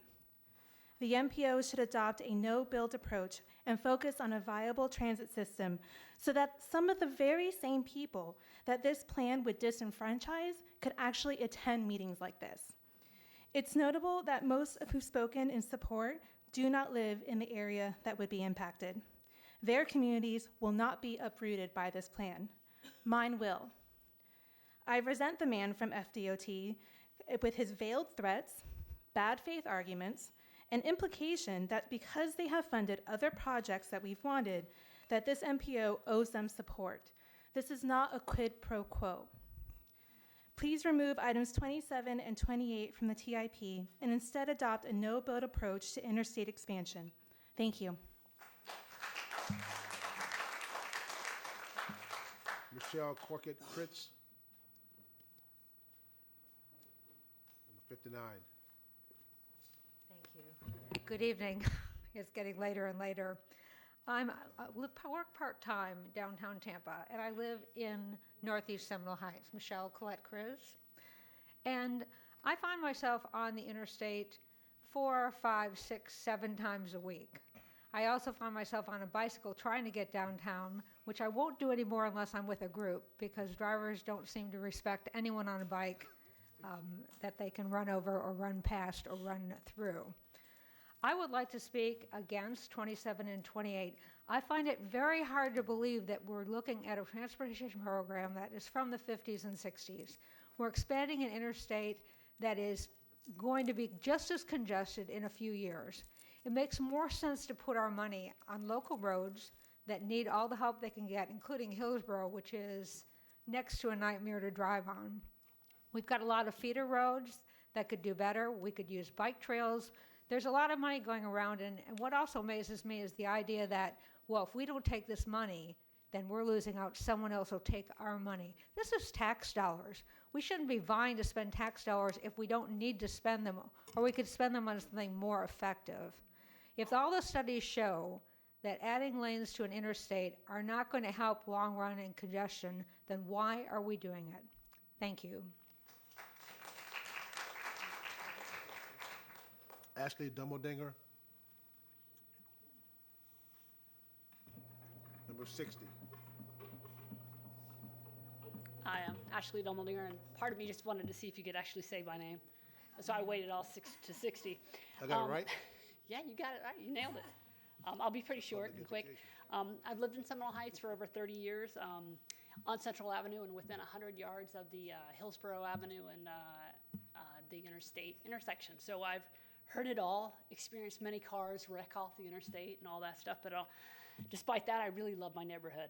I've lived there with the exception of 2 years when I lived in the Netherlands, where there was lots of mass transit and viable biking options. And so I lived my entire life, adult life that is, in the shadows of I-275. I will say that living in the public transportation of the Netherlands was a dream. However, when I decided to move back to the States, there was no other place that I wanted to live. I love Seminole Heights. You should know that I've probably owned about 7 homes in Seminole Heights over time, but I've always lived right there next to that area. In Tampa, I raised my 2 sons in Seminole Heights. I watched my grown sons graduate from college, move away to other cities that had mass transit. Their choice to move away was based on their desire to live without the dependence upon cars. Not because of me, but they just wanted to live without a car. It is my opinion that if you want to attract the young, educated families of this region, you need to focus on mass transit. The last thing they're looking for is more car lanes. Light trail and transit linkages must be, and I ask this committee to slow down and make a thoughtful decision. If it is true that we are the 10th fastest growing county in the nation, I'm sure that FDOT will find the funds available for a better way to move our citizens. So I plead with you, use your power wisely. Thank you. Number 61, Rick Pfeiffer. Good evening, folks. I moved to Tampa in 1983. Oh, Rick Pfeiffer. Let's see, my house is in 33604. My office is in 33603. I moved to Tampa in 1984, December of 83. And honestly, I've heard this community talk about transit the entire time I've been here. And I've seen nothing happen in all that time. I'm going to be worm food by the time anything is done. But I live in Seminole Heights. I've invested a lot of time and energy in there, okay? Actually, a lot of my customers were here tonight because I probably sold more houses within a mile of the interstate than any single realtor here, which was why when they came out with TBX Next and the GTR decided to be on board with it, it annoyed me, and I went down and got on the Government Affairs Committee. I really wish for once that when people come here and say, this is going to impact our community, yes, I have a business. And you know what? My business is going to be affected by this. I'm sorry if you chose to live in Citrus Park. I'm sorry if you chose to live in Wesley Chapel. That's not my problem. And I shouldn't have to pay the price for your problem. Okay? That should not be put on me. Okay? We all have to live here. You know what? There's a social compact. We have to do things that obviously benefit the whole community and not selfish interests. But all I hear is threats about if you don't do this, we're going to take it away. And all I hear is the concern about West Shore and the people coming from Pasco. What about where I live? What about where I've invested my time? What about where my customers have bought homes and started families? Does that not count for anything? They're people too. They may not be up here in a suit, but you know, when I've sold like 300 homes within a mile of the interstate, that's a lot of people, okay? And I think they deserve the same type of consideration. And the only other thing I hear, and what I kept thinking about as I was listening tonight, it was the scare tactics that annoyed me and brought me, that said, I'm going to stick around till I get to comment. Because it was really insulting. It was belittling, it was degrading. We're going to take the money away. Well, last time I checked, it's my tax money. Okay? It's your tax money. It's all of our tax money. So why does a bureaucrat get to threaten to take it away? Okay? Years ago, I used to hear the story going to church about, you know, oh, we're going to have a church supper. And the chicken comes along and says, you bring a dozen eggs, and says to the pig, you bring the ham. Problem is, for the chicken, that's a contribution. For the pig, it's a total commitment. You're asking our neighborhood to take the total commitment for what is a regional issue, and it needs to be balanced, and I don't hear that balance yet. Thank you. Emily Davis, Cleveland. Emily Davis, Cleveland, number 62. Number 63, Nicole Safari. Nicole Safari, number 63. Number 6. Should be Matthew Suarez, 63. No. Oh, I got the number from downstairs that says 63.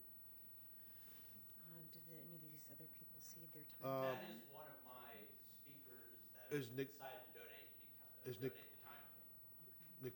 Nicholas, that's you? Yep. And you're Kristen? Yep. And your name is? Not you. Yeah. Matthew Suarez. Well, okay, your name is not on here, but since they've given the time to you, come on, you have 9 minutes. That's an issue on your administrative team from downstairs then. Matthew Suarez, 33606. Here to put some things into perspective, both on a local context and a national context in relation to transportation and the way the Department of Transportation behaves. So, Mr. Chairman, members of the governing board, fellow civic activists, our friends who greet us with a smile, and our friends who greet us with a growl. The most common contention about political structure of Sunbelt cities is that they have historically been governed by commercial civic elites. Being a Sunbelt city itself, Tampa has had a history of such forces imposing their positions, desires, and wills upon its common citizens, its minorities, its women, and its neighborhood and civic groups. Such patterns and practices relating to this behavior have been thoroughly documented by Robert Kirsten in his book, Politics and Growth in 20th Century Tampa, and as illustrated by the present debate about transportation that is taking place in our community, an argument can be made that such patterns and practices of behavior are still alive and well in Tampa today. As a joint force, Tampa's commercial civic elites operate as a body corporate and politic. Though some of them operate in the shadows and others in the spotlight, They are a hybrid body who only think their answers are the correct answers when it comes to the current transportation decisions needing to be addressed in our community. There's no better example that showcases this arrogance, this level of contempt, than the interstate expansion fight presently taking place between Tampa's commercial civic elites and its minority population, its neighborhood organizations, its common citizens. The dynamic relating to this fight is not one that is new to history.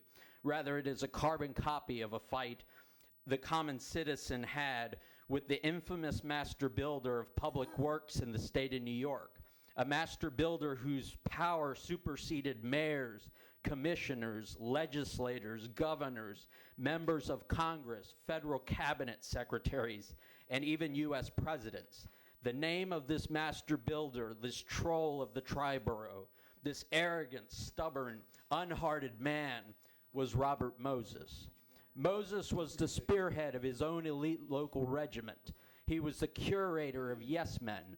Behind him marched his cast of characters, the giant automobile manufacturers, the steel producers, the rubber producers, 50 oil companies, trucking firms in the hundreds, highway contractors in the thousands, consulting engineers, auto dealers, tire dealers, petroleum dealers, rank upon rank of state highway department officials, Bureau of Roads bureaucrats, congressmen, senators, all the selfish interests collectively labeled by author Helen Levitt, the highwayman. He was an individual responsible for developing the practice of stake driving, a practice that he used to allow interstate projects to gain a foothold through the construction of a minor improvement, in an ultimate premeditated effort to ensure its future build-out would be realized in the name of not wasting previously used taxpayer dollars. Is the Florida Department of Transportation's interim improvement for the downtown Tampa interchange an example of stake driving? You be the judge. Moses was a man who also practiced whipsawing, a practice used to compel and coerce people into doing what he wanted, with the consequence of blackmail, public threats, media assaults, and/or ostracism from professional networks if they did not kowtow to his demands. While he ruled supreme over the implementation of interstate highways and urban renewal programs in the New York metropolitan area for over 40 years, he took pleasure in evicting people from their homes, ignoring factual studies and public input, demanding the discontinuation of public hearings, and misguiding the public and the media about the true realities pertaining to the costs, adverse impacts, and irreversible damage his interstate projects would impose on New York City, its metropolitan region, and the state of New York. Sound familiar? During Moses' reign, the citizens of the New York metropolitan region had their own version of Tampa Bay Next forced upon them. This version was called the Joint Program. It was a transportation program that called for vast expansion of interstate highway facilities within the region.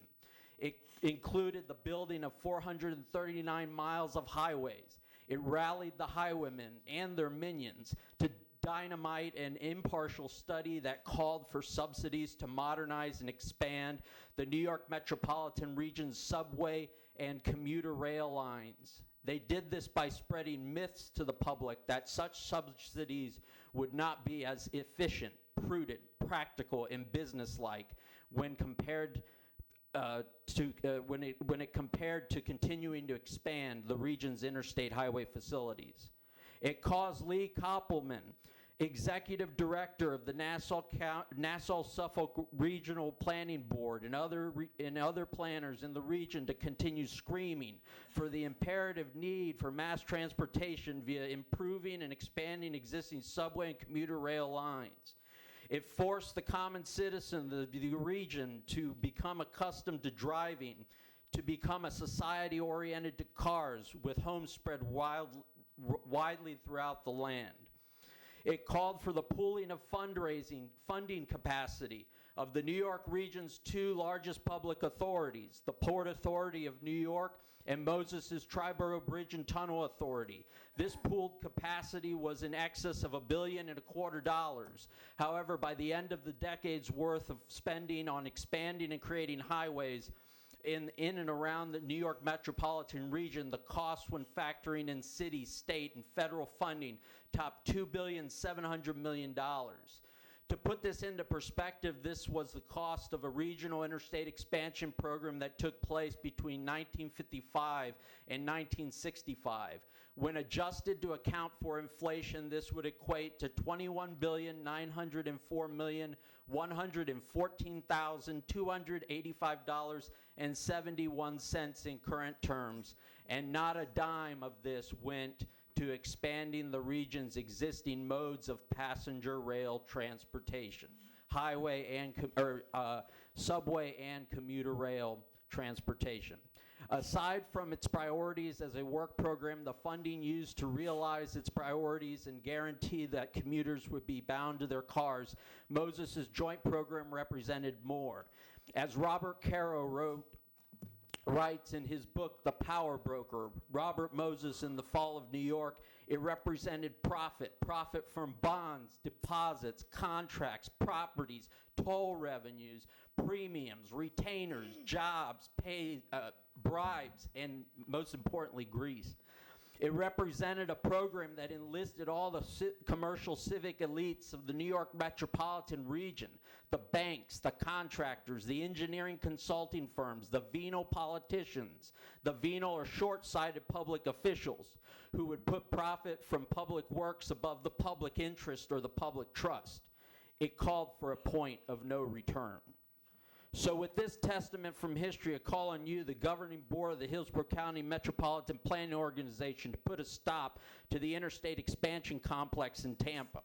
I call on you to prioritize funding for solving our present traffic congestion problems and bottlenecks by assigning it to establish a commuter rail on our county's CSX tracks before allowing it to be used for continued expansion of the local interstate highway facilities. I call on you to put FDOT's present stake driving projects aside and embrace and fully study, as you have gone ahead and approved last month, replacing I-275 from Bears Avenue to downtown Tampa with an at-grade boulevard that would facilitate community cohesion and truly mitigate the past destruction imposed on Tampa's urban, historic, and minority neighborhoods. This being said, I request to you, the governing board, take 2728 out of the tip. Thank you. State Representative Susan Valdez. State Representative Susan Valdez. Rick Holmes, number 65.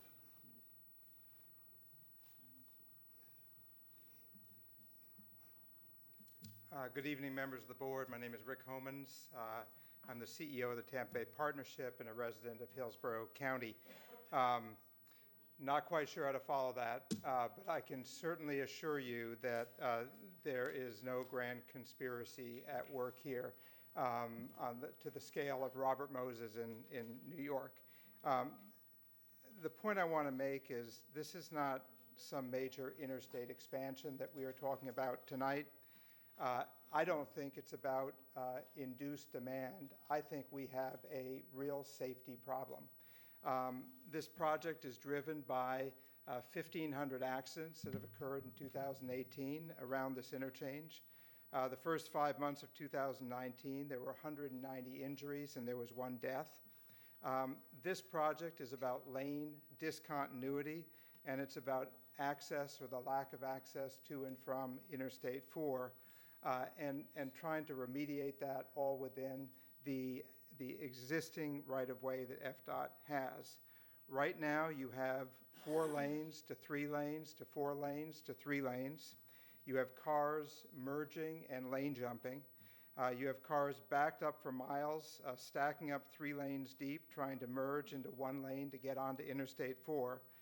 Anyone who has driven this section of the highway knows it is unsafe and it needs to be fixed. And you have a plan in front of you to do that. The second point I want to make that's been brought up repeatedly tonight is we all agree that we need transit. We need a lot of transit. We need arterial BRT. We need regional BRT. We need the Tampa streetcar. We need the USF circulator. We need CSX lines. We need Virgin trains. We need all of the above. But we also need to stay on top of the maintenance and the safety of our interstate system. We have to do that. And tonight you have a plan in front of you to accomplish that goal, and I hope that you put it into the LRTP and keep it in the TIP. Thank you for your time. Lori Carpe.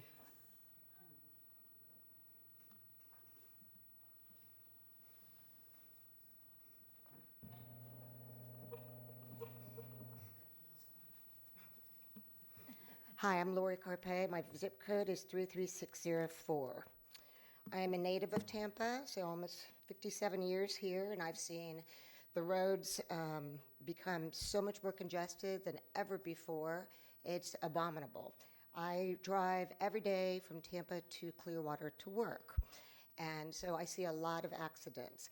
However, I know from the research I've done, which is out there for everybody, that merely adding on extra lanes is not the solution, because induced demand is real.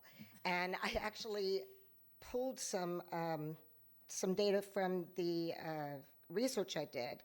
For instance, when California, when their Department of Transportation found that 10% increase in road capacity will yield 3 to 6% increase in vehicle miles traveled in short term and 6 to 10% in the long term. And the same type of statistics were found with the Katy Freeway in Houston.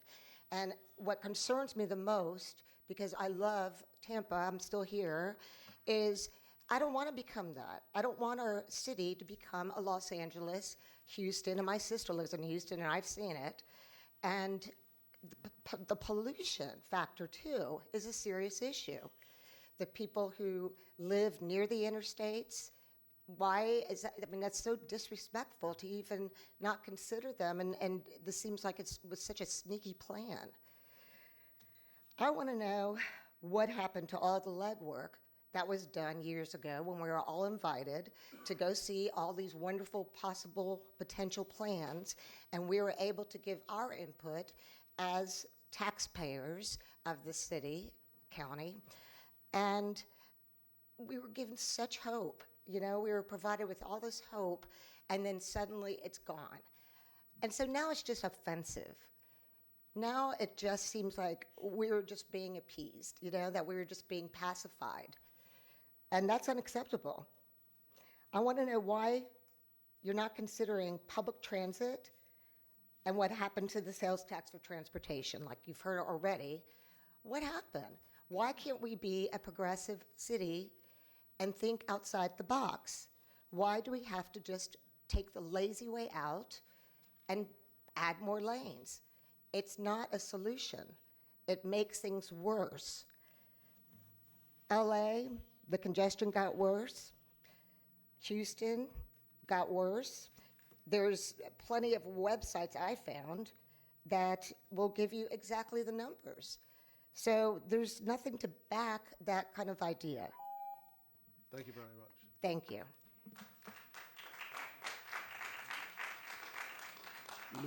Luis Pabon.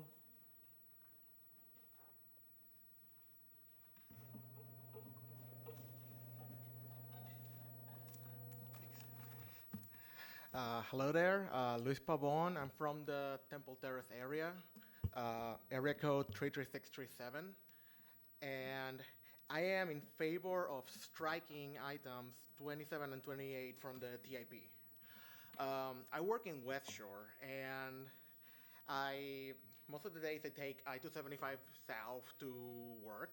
And I was here when I-275 was expanded a couple years ago, and traffic is just as bad as it was. It's still terrifying to drive there. And I mean, going up a couple miles up the highway and expanding it, how is that gonna make a difference?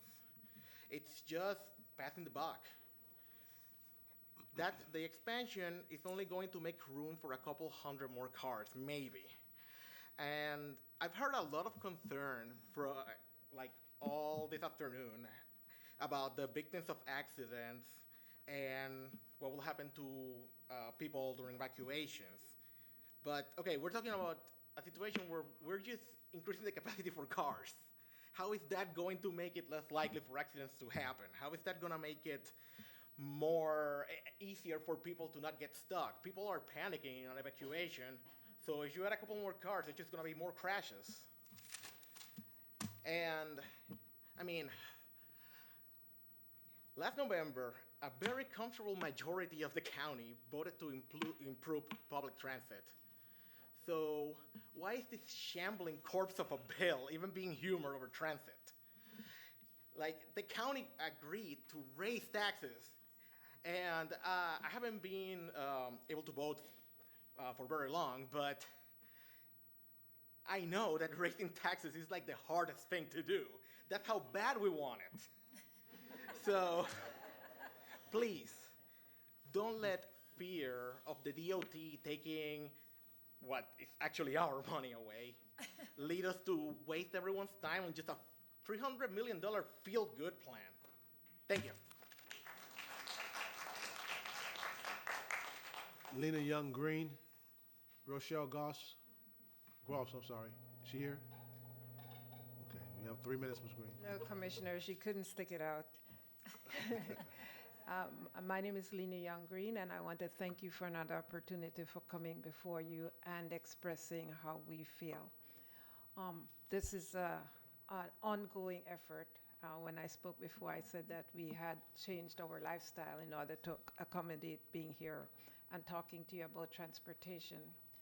I heard a couple speakers ahead of me talked about the interstate, the downtown area interchange, about how the lanes got wider, and then it got 2 lanes, and then it got 3, and then it go back to 4. Who created this? Who did it? Now we're here now to fix it again. Many years ago, what I heard was we have to do something else about I-4 and 275 to fix it. And then they did something, and then they came back and they said, we got to fix it. And then they did something, and they came back and said, we got to fix it. And here we are tonight, something they've done, and we got to fix it.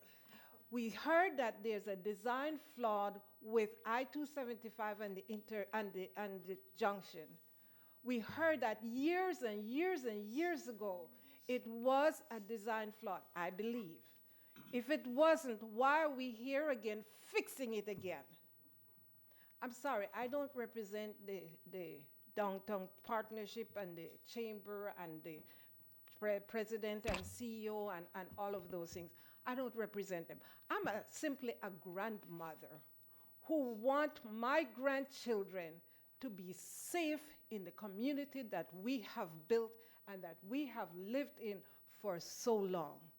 I simply want that when my great-great-great-grandchildren are here, that they don't have to deal with something that was created when I was a young girl.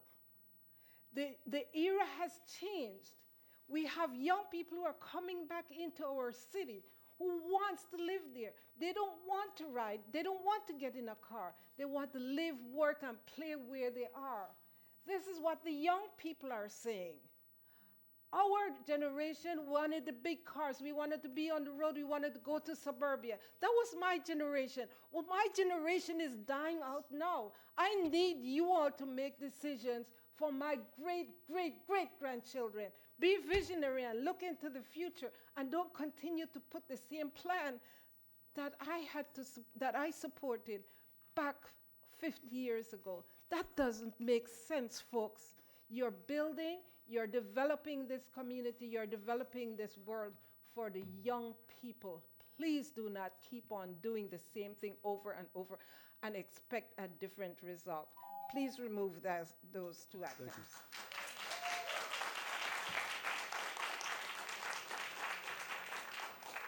State Representative Jackie Toledo.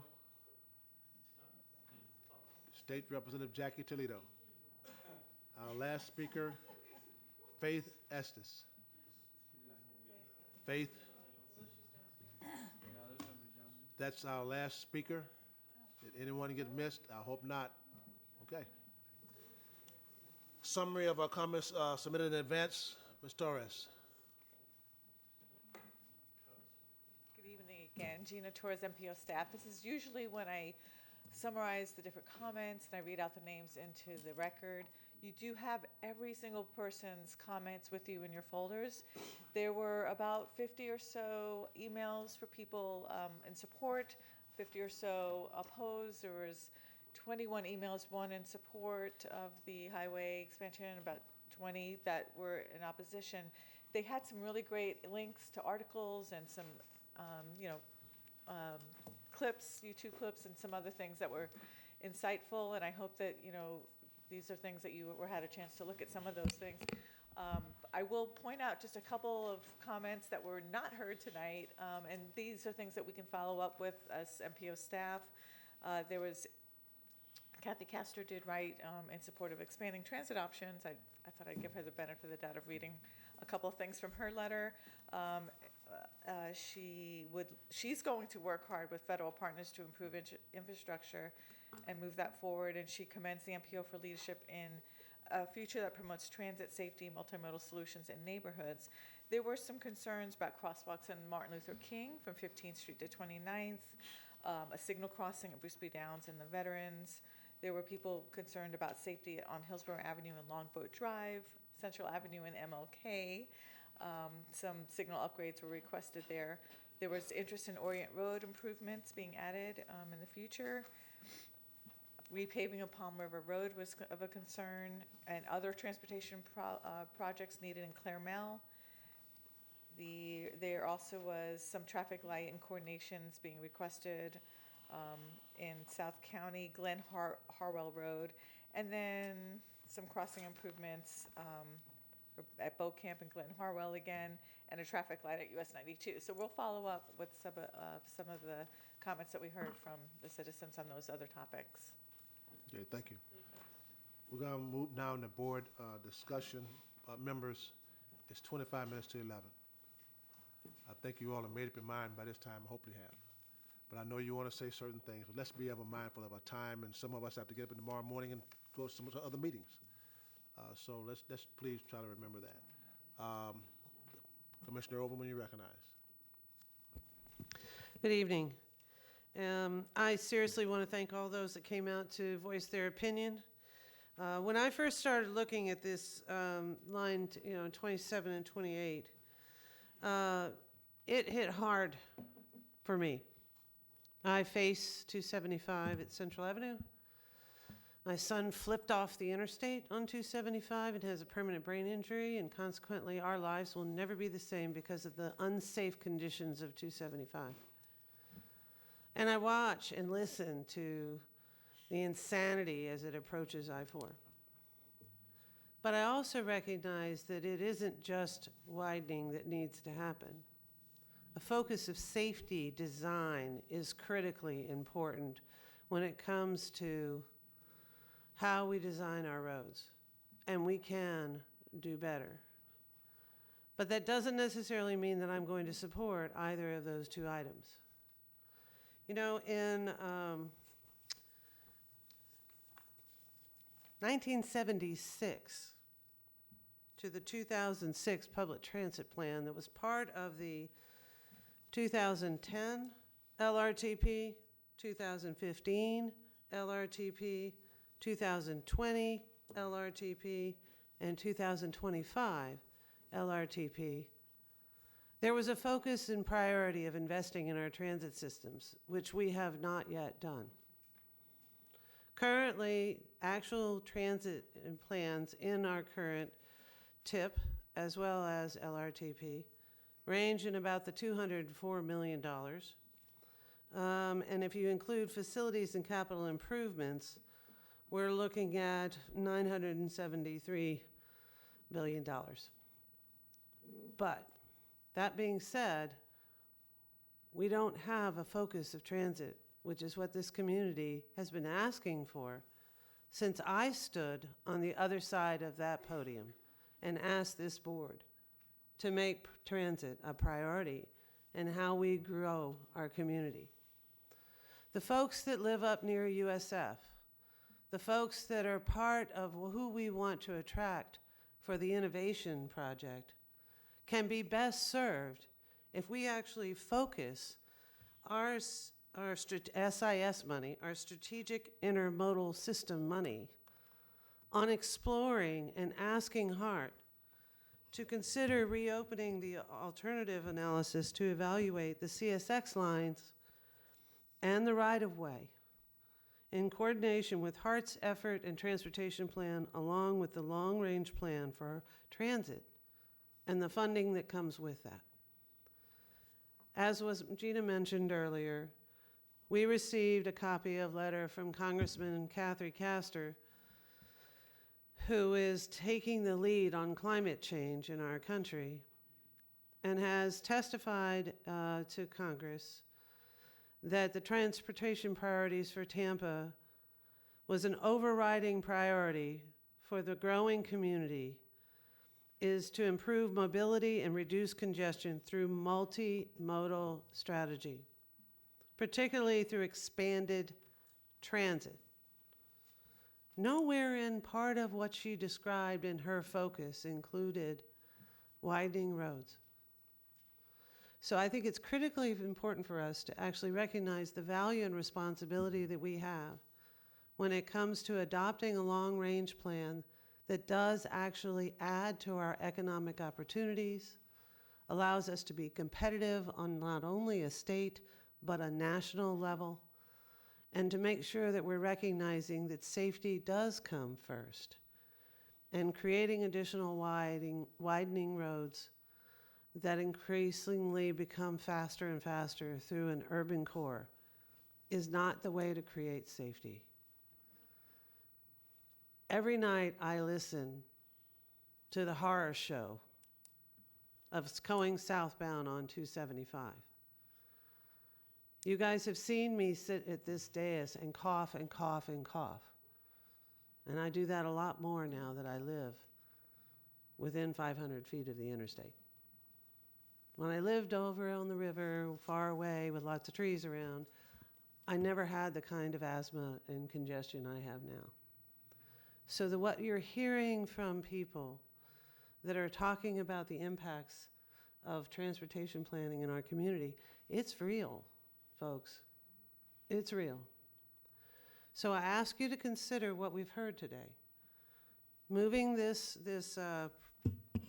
capacity operation safety number 27 to a study to see, or I'm sorry, 28, a study to see what we could do to improve the safety of the I-4 flyover bridge is worth considering.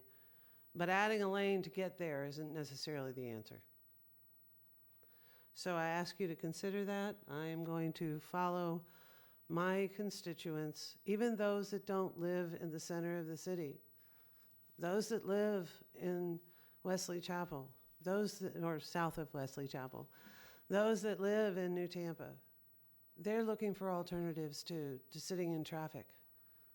I'd much rather have a less incidence of texting while driving because we have an alternative way of getting around. So with that, I ask you to consider what we've heard tonight when it comes to striking those two projects. And it doesn't seem, when I look at the map, that the items that the CAC recommended as far as striking, was it 40 and 44? 40 and 44. 40 and 44 is not unreasonable, because that isn't necessarily going to solve the problems that we have built in South County. Thank you. Commissioner Kemp, you recognized.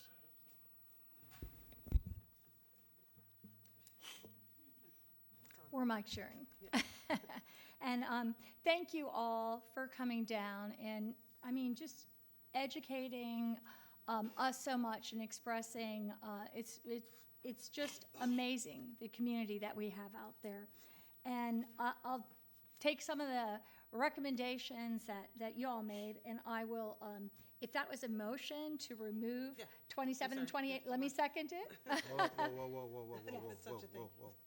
Is that did you make a motion? I didn't hear a motion. I didn't say motion, but that was my intent. Well, your intent is you need to make a motion. Okay.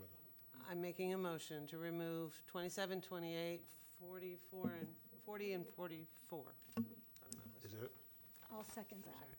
So we have a motion by Commissioner Overman to remove 27, 28. And to consider doing this study of, a safety study on the I-4 flyover bridge. Okay. Without lanes. Yes. Line 27 has some funding attached to it in the tip. Does your motion also include removing that funding? No, we can do that with the study for safety, yeah, we can use that for safety planning. Okay, so just for clarity. Oh, right, I'm sorry. I'm sorry, you're We currently correct. have, right, we are proposing to add funding for a design build phase for a portion of that project that's on line 27. So that's proposed to be added to the tip tonight. Okay, let me split the motion then. So I do, So you're withdrawing your I'm motion? withdrawing my motion. Okay. And I'll restate it later. Okay, So I'll, you done? I'll restate it later. Okay. Commissioner Kemp? then I'll count on that. Otherwise, I'll do my own. But I just want to say that it is time, and I heard someone say this, to slow down, let's have a real discussion, and make a thoughtful decision. This is way, way premature, and I don't think the work has been done to really do what we need to do to bring about the results that we're saying that we want. The widening of I-275 north of the downtown interchange by a minimum of 16 feet, that's 8 feet in each direction, is premature until we understand what is being done with the interchange itself, which I understand is now under study and not to be completed till later this year. Is that correct? This is a question for DOT.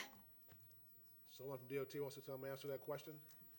27 has 8 attached to it. Right. So, if the standard is that everything has to have gone through complete study and has to have been completely vetted through public comment, Beth, half of your priority list comes out. You know that. We don't do it that way. We never have. We are going to study this. You have not put any funding into the tip for this. You will have the opportunity to comment. This is nothing different than what we do on almost every project. All the money we have for the Heights, do you want to take that out because we haven't yet gone through all the public process? No, because we want to get it in the pipeline so we can start to build it when we get the plans ready. I'm sorry about the CIS money. You cannot use CIS. State law says you can't use CIS money for the rail. But what I will tell you is if you bring me a rail project, you keep asking me if we'll support rail, bring me a project. That's your job. Bring me a rail project, and we can look at it. But so far, all I hear is we want a rail project, we want to buy CSX. I have not heard one rail proposal. You need to come up with what you want, commuter rail, light rail. What are your ridership projections? Where are your interlocal agreements that says who's going to fund, maintain, and operate it? We will work with you, but you got to do your job first. You can't use CIS money for that. Okay. Thank you. The question is we will study it. We will study it. But what I'm saying is don't make the standard that you have to have everything with a bow tied on it before you go and put it in your priority list. I believe CSX is in your priority list, if I'm not mistaken. It is, right? One item. And that's way behind this. I'm just saying you're going to apply one standard to one project and a different standard to all your other projects. That's not what I think what the standard is. Okay, thank you, Mr. Secretary. Thank you. Commissioner Kemp? Thank you. So, as I said, this year, there was tremendous pressure and a huge focus on the West Shore interchange. For most of the year, I was told repeatedly that we would not be making decisions that would impact the downtown interchange this year.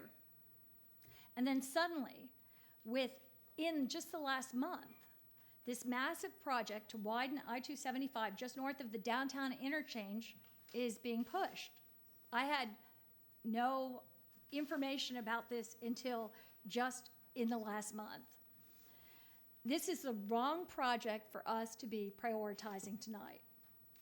I'm a very strong proponent of dealing, like Commissioner Overman is, with safety at the I-275 exit onto I-4. It creates a backup nearly every day. Both of us, probably more than anybody at this dais, and even a lot of people in the audience, use and know that problem very, very well. Well, I use it every day. I'm not saying, but both of us I know do. I use it every day to get here. But that is part of the interchange study that's now being done.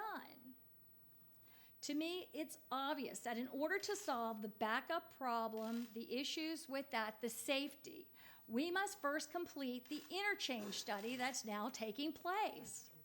Why in the world would we widen I-275 north of the interchange first, prioritize it, only to drive more traffic towards Malfunction Junction before we decide on the redesign of the interchange? It makes absolutely no sense to me. This widening seems to be mostly driven by a $455 million boondoggle that I call the Regional Parking Garage Plan. I did hear somebody here tonight refer to multimodal centers. They thought that they would be good. Just remember, whenever you hear multimodal center, it is a rebranding for parking garage. That's what we have there. There is, I went to the parking garage at the Orlando airport, you know, it's going to someday, but it's out in the middle of nowhere. Someday receive the Bright Line there. But it's basically a parking garage. That's what we're talking about here. And we have created this, what we've said is a transit project. It's not, it's a regional parking garage plan, $455 million, $430 million going to parking garages. That's why I call it the regional parking garage plan. This widening that we're talking about costs $80 million a mile from what I can see, and likely far more, when we already have the existing roadbed to add another lane in each direction, even if we didn't do anything. So that's out there too, and that hasn't been discussed or clarified at this time. And understanding that we haven't decided what to do to improve the downtown interchange, we all still have not begun to even look at how we can turn the already existing CSX tracks from Ybor to downtown into a commuter rail option, which, by the way, Hart did vote to start to pursue. We are starting to work on that. We also voted to go and see Sunrail and start to pursue that option.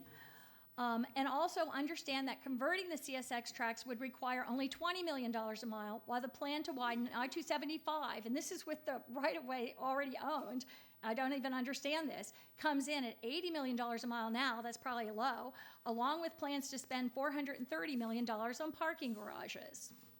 I actually thought, too, the suggestion tonight that someone had, at least do the HOV lane transit hybrid electric. Don't do added lanes. Don't use the cover of this bus on shoulder thing. This plan does not make any sense. Another issue lurking in the background is that FDOT has meanwhile rolled out a number of possibilities for the downtown interchange that involve creating new exits. Some of that was talked about on local roads, such as Boulevard, there by Blake High School. My kids both went to high school there. And the University of Tampa and 14th Street in Ybor. This deeply concerns me and could wreak further havoc on our pedestrian death statistics, which are continually, number 2, worst in the nation. We're talking about taking the interstate traffic and dropping it on new exits on our most precious and Vision Zero-like roads for pedestrians and bicyclists. And this hasn't been talked about or discussed.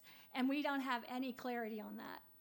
Also, across the country, I keep hearing about intelligent traffic systems, which can manage speeds, both for safety and to combat congestion. I haven't heard about that as an option that we're looking at here.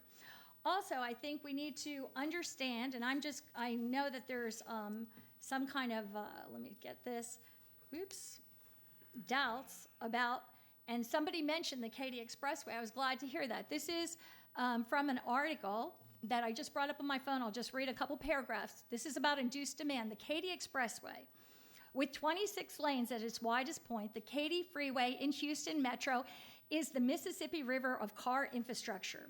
Its current girth, which by some measures makes it the widest freeway in North America, was a result of an expansion project that took place between 2008 and 2011 at a cost of $2.8 billion. The primary reason for this mega project was to alleviate severe traffic congestion. And yet, after the freeway was widened, congestion got worse. An analysis by Joe Courtwright of the City Observatory used data from Houston's official traffic monitoring agency to find travel times increased by 30% during the morning commute and 55% during the evening commute between 2011 and 2014. A local TV station found similar increases. That is what they find all the time, over and over again. Those are the studies that have been referred to. Also, recently, there's been watershed studies, and this is from the American Lung Association, showing that those living at 300 meters from an interstate, of which I unfortunately raised my children there and have done that myself, and put us all at great risk, and this will put us at greater risk, anybody who's near there, at an interstate, is at 30 to 45% of the urban population is there. They suffer from greater rates of onset of childhood asthma, impaired lung function, premature death, death from cardiovascular diseases, and cardiovascular morbidity. Also, a 2017 study found that heavy traffic living nearby it creates a greater risk of dementia. Here in Hillsborough County, we've had some of the worst impacts from bad air quality level. We continually get, as someone has said, a D and an F. I've got a diagram there for the ELMO, or not a diagram, but this is a map. You can clearly see this is the cancer risk national percentile from the environmental justice, cancer risk lifetime. So you can just see the interstate going down there with the high levels, the oranges and reds and across. That is what is happening to people in this community, and we're talking about putting more traffic and more of this, and shortening people's lifetimes, not to mention, as someone said, the value of their homes with the decibels, with the noise, and with the air pollution. And this is all being recently found out. And why are we keeping moving in this direction? I do not know. Commissioner Kemp, could you draw it in? Yep, I can. I'm just about to end it here. Just two things. One is we have options. We can begin to develop transit options, especially CSX. To fix the downtown interchange first and do it with care, we need to seek both making it work better and minimizing the footprint. We need to look at these exit ways and what they mean, and I don't think we should have any more than we already have. We need to look closely at intelligent traffic systems. We need to consider, I've got it here, where any additional exits should be. Also, in terms of the LRTP, I think we should break it into 3 different motions because it is 3 different items so that we can vote on each of those. I'll just put that forward right now, however we want to do that. Councilman Vieira, you recognized. Thank you, Mr. Chair. It's been a pleasure listening to everybody here tonight, and I know that we're all listening, and it's our job, but it's also our pleasure. So I just wanted to thank everybody here for coming tonight. You know, when I study this issue and looking at all the different issues that we're discussing here tonight, one of the compelling issues for me has always been the issue of public safety, which cuts both ways. As Commissioner Overman from her personal experience and Commissioner Kemp from her personal experiences just talked about. There's been some talk about hurricane evacuation routes. That's more of a, I guess if you will, gray area. There's arguments to be had on both sides. Certainly something that I find very convincing is taking a look at 275 and instead of having mergers in there, which cause actually more accidents, having a clear shot on 275, that's something that helps improve public safety. Taking a look at the interchange where we have over 1,500 crashes a year, those changes promote public safety. Surely the discussion and the dialogue we've had here tonight on the respiratory infections, et cetera, those are things that have to be considered. I'm very pleased by the fact that we're going to look at sound walls. I think that's something that's very, very important. I would like to see, and maybe a motion in this regard may be appropriate, some vegetation, trees and shrubbery. We know that when sound walls have these items added near them, that this actually reduces illnesses caused by traffic. We ought to look at mitigating that in good faith should we proceed tonight. I think that tonight we're being promoted what I must respectfully call false choices on both sides, quite frankly, on both sides, so to speak. And I think that really comes to a failure of dialogue that we've seen. I'm very saddened by the fact that we've seen maybe a year and a half ago, there was good positive effect whenever it came to the dialogue between a lot of communities that are urban core and FDOT. We've seen a breakdown in that dialogue, and that's very, very unfortunate. You know, I come to this debate as somebody who has been a strong supporter of mass transit and very proud of that. In 2016, when I ran for office, I ran on the outrageous idea that we should raise taxes on my constituents to pay for better mass transit. In 2018, I had the opportunity to support that through an initiative that passed. I voted for the BRT study because I think that that idea is certainly one that is very innovative, that deserves not only consideration, but respect through all the community. And that's certainly something that the MPO came together to do.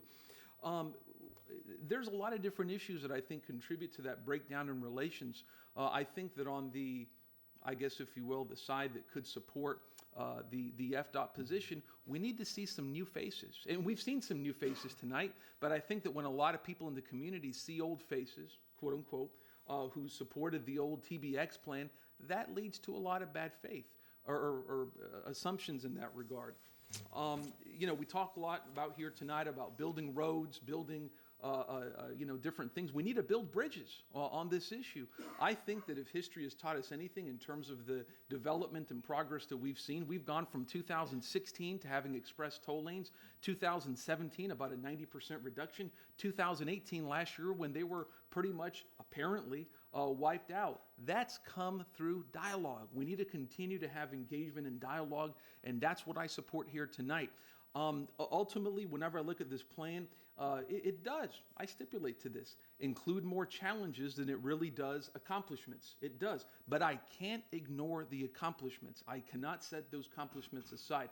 I have a very strong record in favor of mass transit, including paying for it, certainly, but we cannot ignore the accomplishments that I think this plan that has here tonight. It's very imperfect. It certainly is. I'll be making some motions to kind of try to work around some of these issues that I think hopefully we can work around here tonight.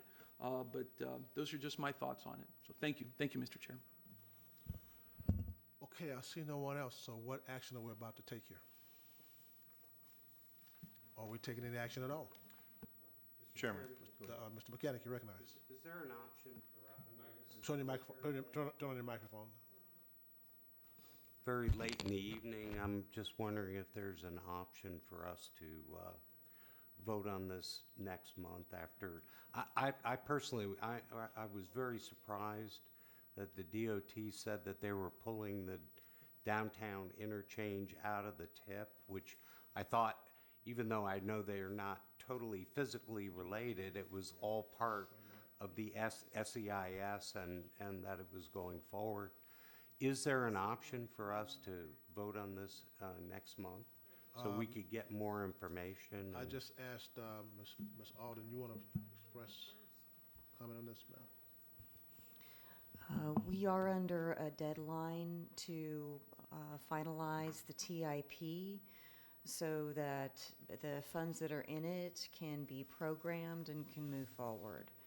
So that deadline is before our next regularly scheduled board meeting. We would need to schedule an additional board meeting between now and July 15th. Mr. Mechanic, you have the floor still. Mr. Kemp, you recognize. So if we want to continue, first of all, to get the results of the study that's underway for the interchange right now, and wasn't projected to be done until the end of this year, as far as I know, that conversation, but also to reconsider what is going on in 27 for the part north of the interchange to USF. The thing to do is to pull them from the tip and continue the discussion, correct?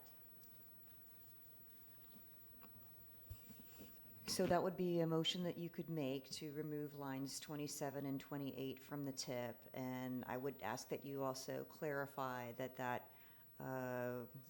also includes any funding that's associated with that in the tip. Okay, I will do that. I will make a motion. I'll move to remove 27 and 28 from the tip and any funding associated with that part. And I don't understand why that part was funded ahead of some other priorities, but with that said, that's my motion. Is there a second? Is there a second? Second. Second by Councilman Maniscalco. And you want to repeat your motion, please? Yes, to remove lines 27 and 28 from the tip, along with associated funding on those lines. Okay. We have a motion by Commissioner Kemp, second by Councilman Maniscalco, to remove 27 and 28 from the tip. Is there any further discussion? Commissioner Overman, you recognize. I never like letting money go. Pardon? I said I never like letting money go. So my question is, not as an amendment, but it's a question. Is it possible to strike 27 and keep the funding in 28 to study the possibility of improving the interchange? For safety only, not widening that is implied in 27, but to do safety improvements to the downtown interchange. We can make a request for what those dollars might be used for. Because that but was that's how it not- was that's described. not our is discretion. safety, yeah. Is a safety and operations improvement rather than capacity. So, Mr. Secretary, you want to comment on that? Yeah, so we received SIS funds for the project, which is shown in 27.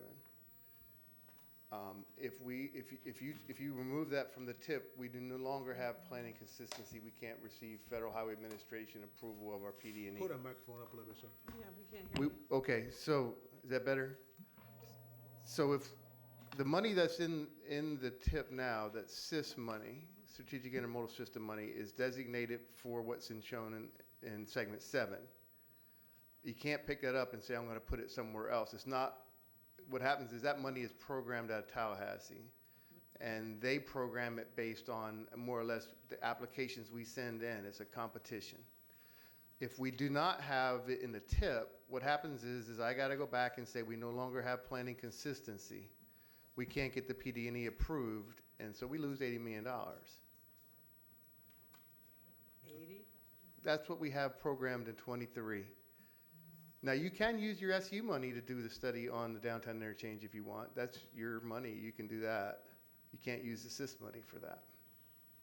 Okay, thank you, sir. Mr. Chairman, Hold on. I have a question here for clarification. Okay.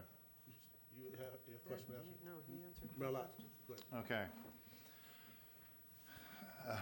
Secretary Quinn, so tonight, if we approved, okay, the tip amendments as they're presented, okay, there's still other steps down the road, Correct. okay, to where this could be removed. Can we go through all the steps that we'd have to go through from, if this was approved tonight, what other steps do we have before this would ever become a finally approved to make it a reality?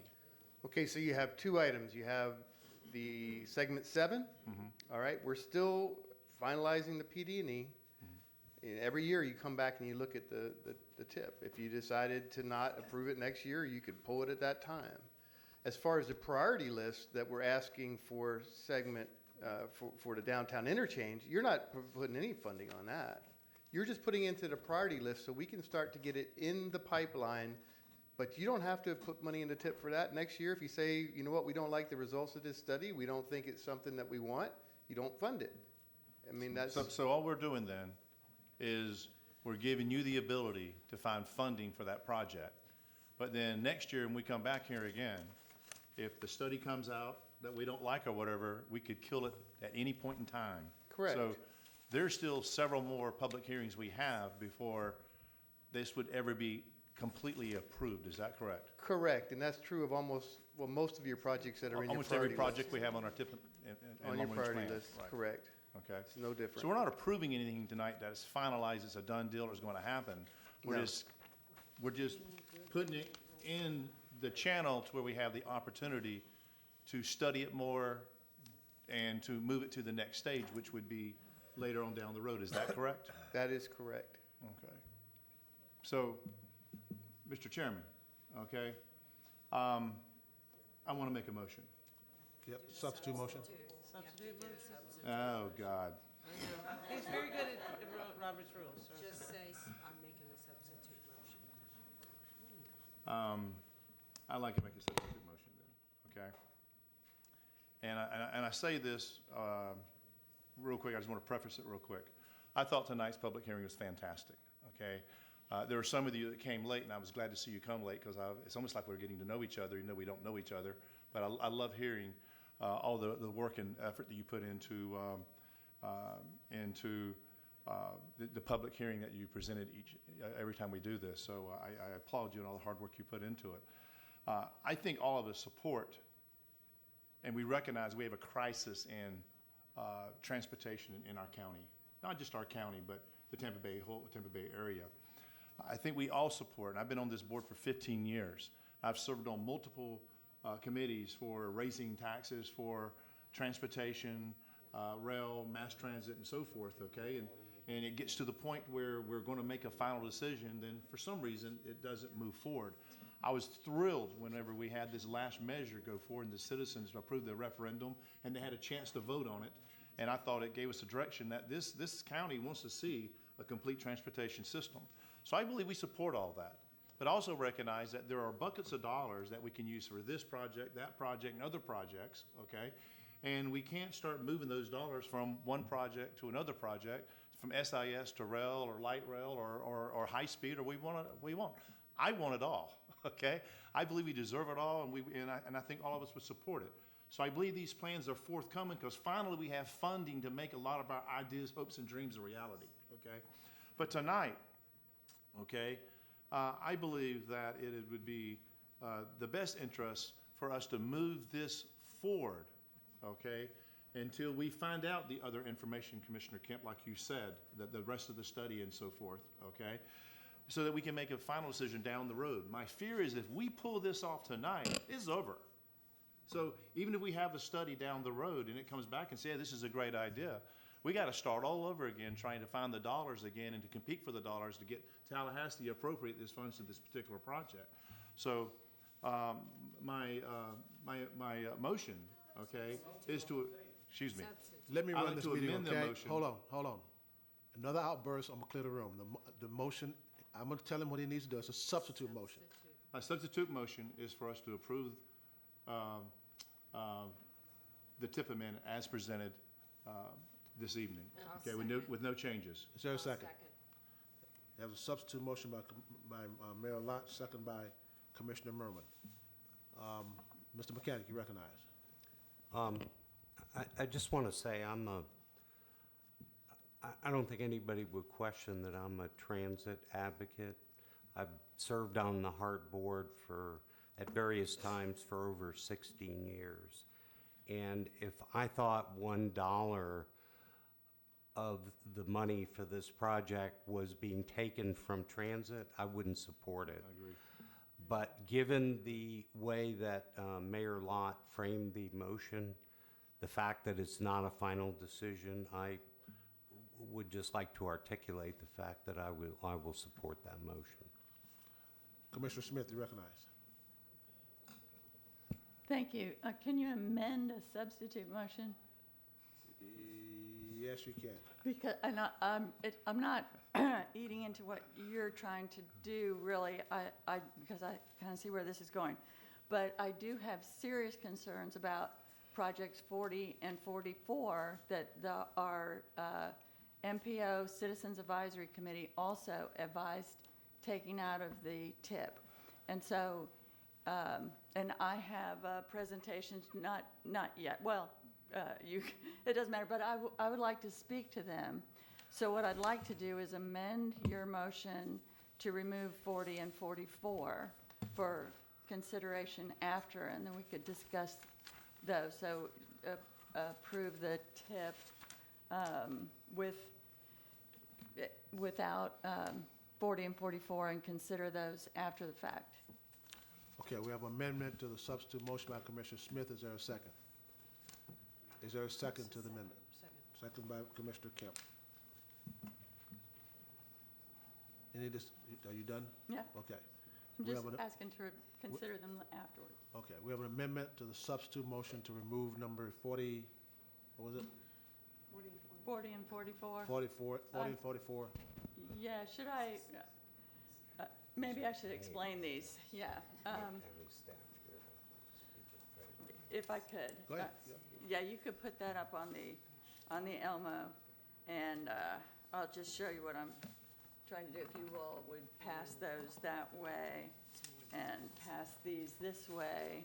You can also see on the Elmo, oh, yeah, there we go.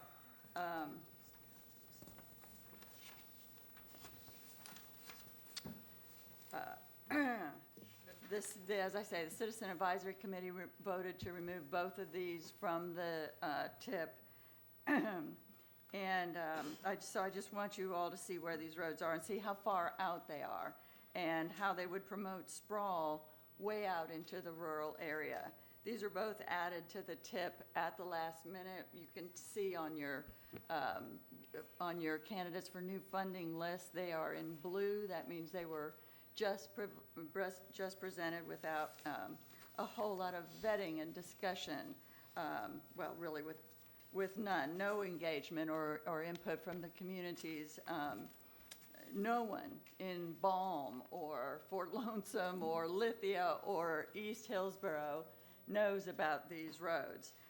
The two projects do not serve South County well. They serve only to promote the sprawl that South County residents do not want.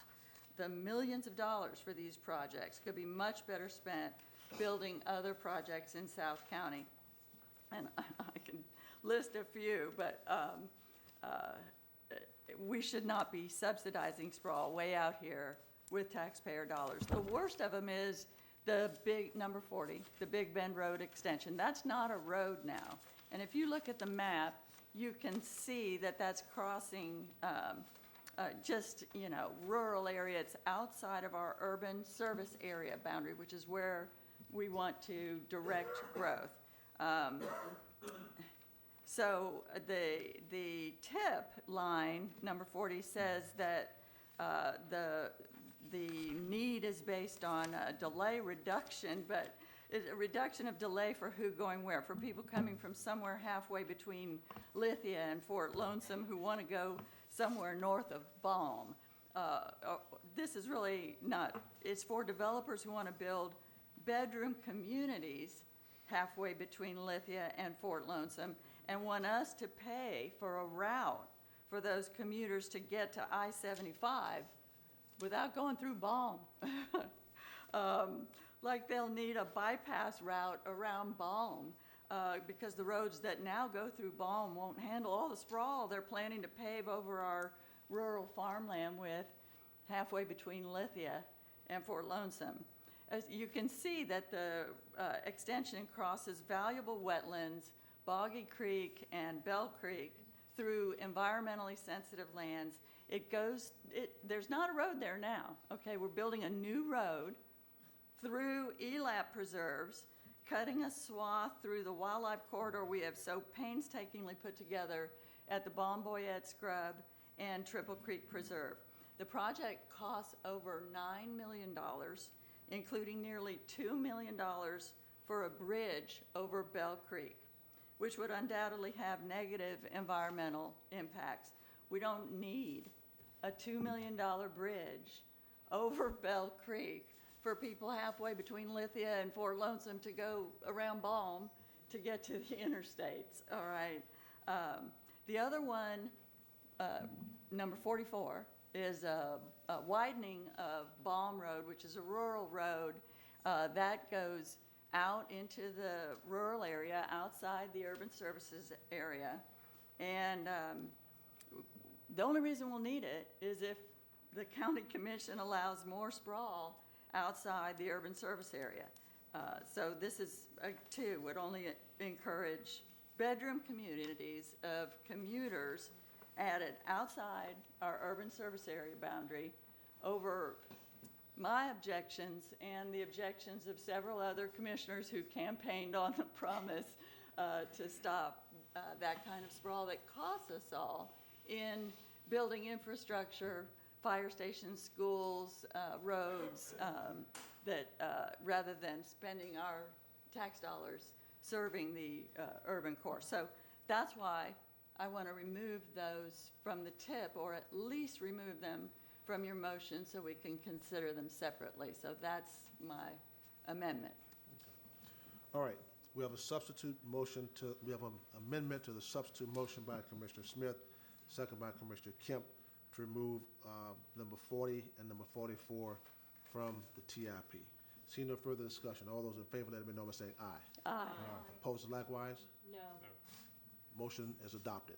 We're now on the, Could we please identify the noes for the record? Thank you. okay. We're now back on the amended substitute motion. Is there any further discussion on the substitute motion? Now, let me explain something to you. The substitute motion basically will approve the tip. So we have to have a roll call vote on the substitute motion. So you're on the amended substitute motion that removed number 40 and 44. Commissioner Kemp, you're recognized. Thank you. Commissioner Overman says yes, 1, 2. What I'm trying to figure out is what I heard in that discussion was that if you leave 28 on and you don't like what happens with it next year, you can remove it. So next year, does that mean that you come back with money, put it on there and say, oh, well, you might not like what it is, but money's in there, so that's it. That could totally happen. So I'm just wondering if that's what we can expect on 28 next year. What stops that same cycle from happening that just happened now? We would have essentially the same conversation about line 28. If the department were able to get funding for that project from Tallahassee, it would be proposed to be added to the tip at next summer's hearing. And there might even be a couple of subsequent hearings where that funding would continue to be in the tip and you'd vote on it at successive hearings until it gets to the fiscal year where the dollars are actually used. Okay. Just to follow up, I have a couple more questions about segment 27 or segment 7 or tip number 27. So if I know it can't be used for transit. I wish it could be used for affordable housing. But anyway, if we leave the money in segment, or if we were to not vote for segment 27, but to leave the money in there, what implication does that have? And if this money can be for the SIS, then can the money be moved to another part of the SIS? And why were we asked to do this when West Shore was prioritized? So the project that's currently on line 27 was on our priority list last summer. At last summer's hearing, we kept it on the priority list with the removal of express toll lanes. And so that then was direction to the department that we supported their efforts to win funding for the project. And that's why you're coming back now with the proposal to add $80 million into the tip for that project. Again, that funding is in fiscal 23. So, July of 2022 is when it would move into a design build phase, which means, again, we have several more votes on including that funding in the TIP. But again, there's nothing to stop more money from coming into this year, and then we're hearing again. So we're essentially being told that, I just feel like our decision's being made for us by this tactic where, it just gets funded and we can't do anything about removing funding. And by voting for this, we're confirming that we approve this plan to move it to next year. That this is an acceptable plan with us. Mr. McCann, you recognize? Turn your microphone on. I have a suggestion for how to deal with that, because it's not comfortable being asked to vote on something when today is the deadline, in other words. So perhaps the projects that we've articulated a concern about tonight could be discussed at the May meeting before the June meeting next year, or any others that board members may want to bring up because they have a particular concern. So we're not having to make the final decision the same night that we hear 5 hours worth of testimony. We can at least be thinking about the pros and cons of those projects at the May meeting, not wait till the June meeting, you know. Sure. And the briefing slides from the last Tampa Bay Next quarterly update to the board focus and go into a lot of detail about that Section 7 project that's on line 27 and that we were proposing to add $80 million for. So that was the primary subject of the last briefing to this board, and I know not everybody was here. But we went ahead and put those presentation slides into your agenda packet for reference. Now, the project that is on line 28, that is a new concept from our point of view. And so we've heard the secretary say that pieces of that have been presented as elements of the different alternatives for the downtown interchange. But that is the way that they've been put together here of, a safety improvement here and a little bit of ramp there. That is something new. Commissioner Overman, you recognize. Okay, I've finally figured out how to actually ask the question I was going to start with. It's my understanding that $61 million of this $80 million we're talking about is federal funds. About 19 of it is state funds. And it's in concert with the monies that we have budgeted for the West Shore Exchange. So the $335 whatever million, and the bulk of that is actually project number 29, which is the State Road 60 West Shore Exchange. So the $223 million of that project is actually the West Shore Exchange and not this project. This project does have $80 million in it, and while I am challenged at indicating any interest in adding a lane to 275 with project number 27, I do think it's important that we have the resources to be able to look at what best way we can create safety.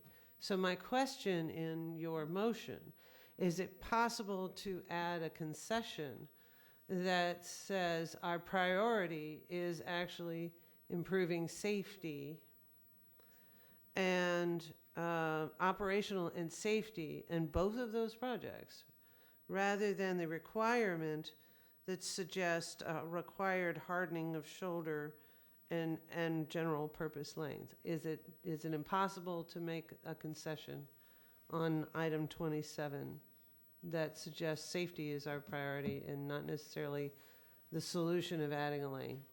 I'm seeing a head shaking no from the secretary. No? So FDOT's solution is always adding a lane to adjust capacity, operational, and safety improvements? And I'm just speaking specifically of the southbound one. The study that we've done, and that quite honestly, it's come several times before the board, and we presented in great detail, has always shown this. And so what we sold when we were selling this to try to get the system money was this. Now what I have to do is go back and ask, okay, I know this is what we told you we wanted, but now we're saying we want something different. We'd have to figure out how to redo our study and then go back and try to figure out, are they still going to give us that money? To my point, is you've indicated that we just want the funding so that we can do the study, but you can always change it, and The yet... study's already been done. The study study's is been in the done. final stage. We've had the public hearing. We briefed you on the public hearing. In fact, one of the reasons we have the operational improvement is because when we talked to the people in Seminole Heights, a lot of them said, we may not want the extra lane, but you need to fix that I-4 ramp to I-4. And the only way we can fix the ramp to I-4 is to bring those lanes north of Hillsborough. We can't start the lane where at MLK. That's where it starts now. If I put a second lane there, you still can't get to it. And so that's where all this came together. That's why they kind of work hand in hand. Independently, they don't work so good, but hand in hand. Now, the segment 7 would provide, before you get the second lane to I-4, would give you access to that lane back all the way north of Hillsborough. So you wouldn't have to come down, like the gentleman from Seminole Heights said earlier, you jump in the lane and then you get to MLK and you want to get over to I-4, all of a sudden you realize, how do I get over there? I got to stop in the other lane so that somebody lets me in to move over. So that's where they fit together. But no, we can't go back. We'd have to, we've done the public hearing. This is, that's why we come to you with our briefings as often as we can to make sure you know where we're going before we go to public hearing and complete the document. Secretary Gwynn, I totally appreciate what you're trying to accomplish, and I recognize you've been listening to the community and are wanting to find a solution. But that public hearing is not the case for item 28. It is the case for 27, I assume. But there would eventually be a public hearing on 28. But there isn't yet. No, there isn't, but there isn't a public hearing on almost any of your priority projects that are in your priority list. You'd have to take out almost all your projects if that was the litmus test. That's not the way we program projects. We never have. Okay, so there is or is not a way to add a concession to item 27 or 28 to the motion that was made regarding safety and operations as opposed to adding a lane? I think you can do things with 28 that you can't do with 27, because 27 is where we have already the dedicated funding, the CIS funding, and we've gone to public hearing, and we're in the process of finalizing the document. On 28, we're just trying to get to the point where we can define the specific elements of the project. Okay. But that's when you put those in the priority list so that you can start to do that, so that you can start to apply funds to the study, so you can put funding on it. Some projects in your priority list may drop out. You may never decide to go any further. CSX, good example. You have a piece of that in your priority list. Not because you have funding on it, not because you've done a PD&E study, not because you even know what kind of train you want to run on it. Well, true. But because it's a project that you think is a priority and you want to start the process of being able to study it. Yeah, it's mentioned 3 different projects, 74, 72, and 69 are all related to rail-related projects. Right. But you're right, we don't have, we're going to bring all those studies together when Hart is able to actually chew the elephant it's trying to chew. This project 28 is we're adding it in no different than what those projects are added in. There's no funding attached to it other than to allow us to consider, to look for that as a project opportunity. Okay. We have a amended substitute motion by Mayor Lott, seconded by Commissioner Merman. Seeing no further discussion, please call the roll.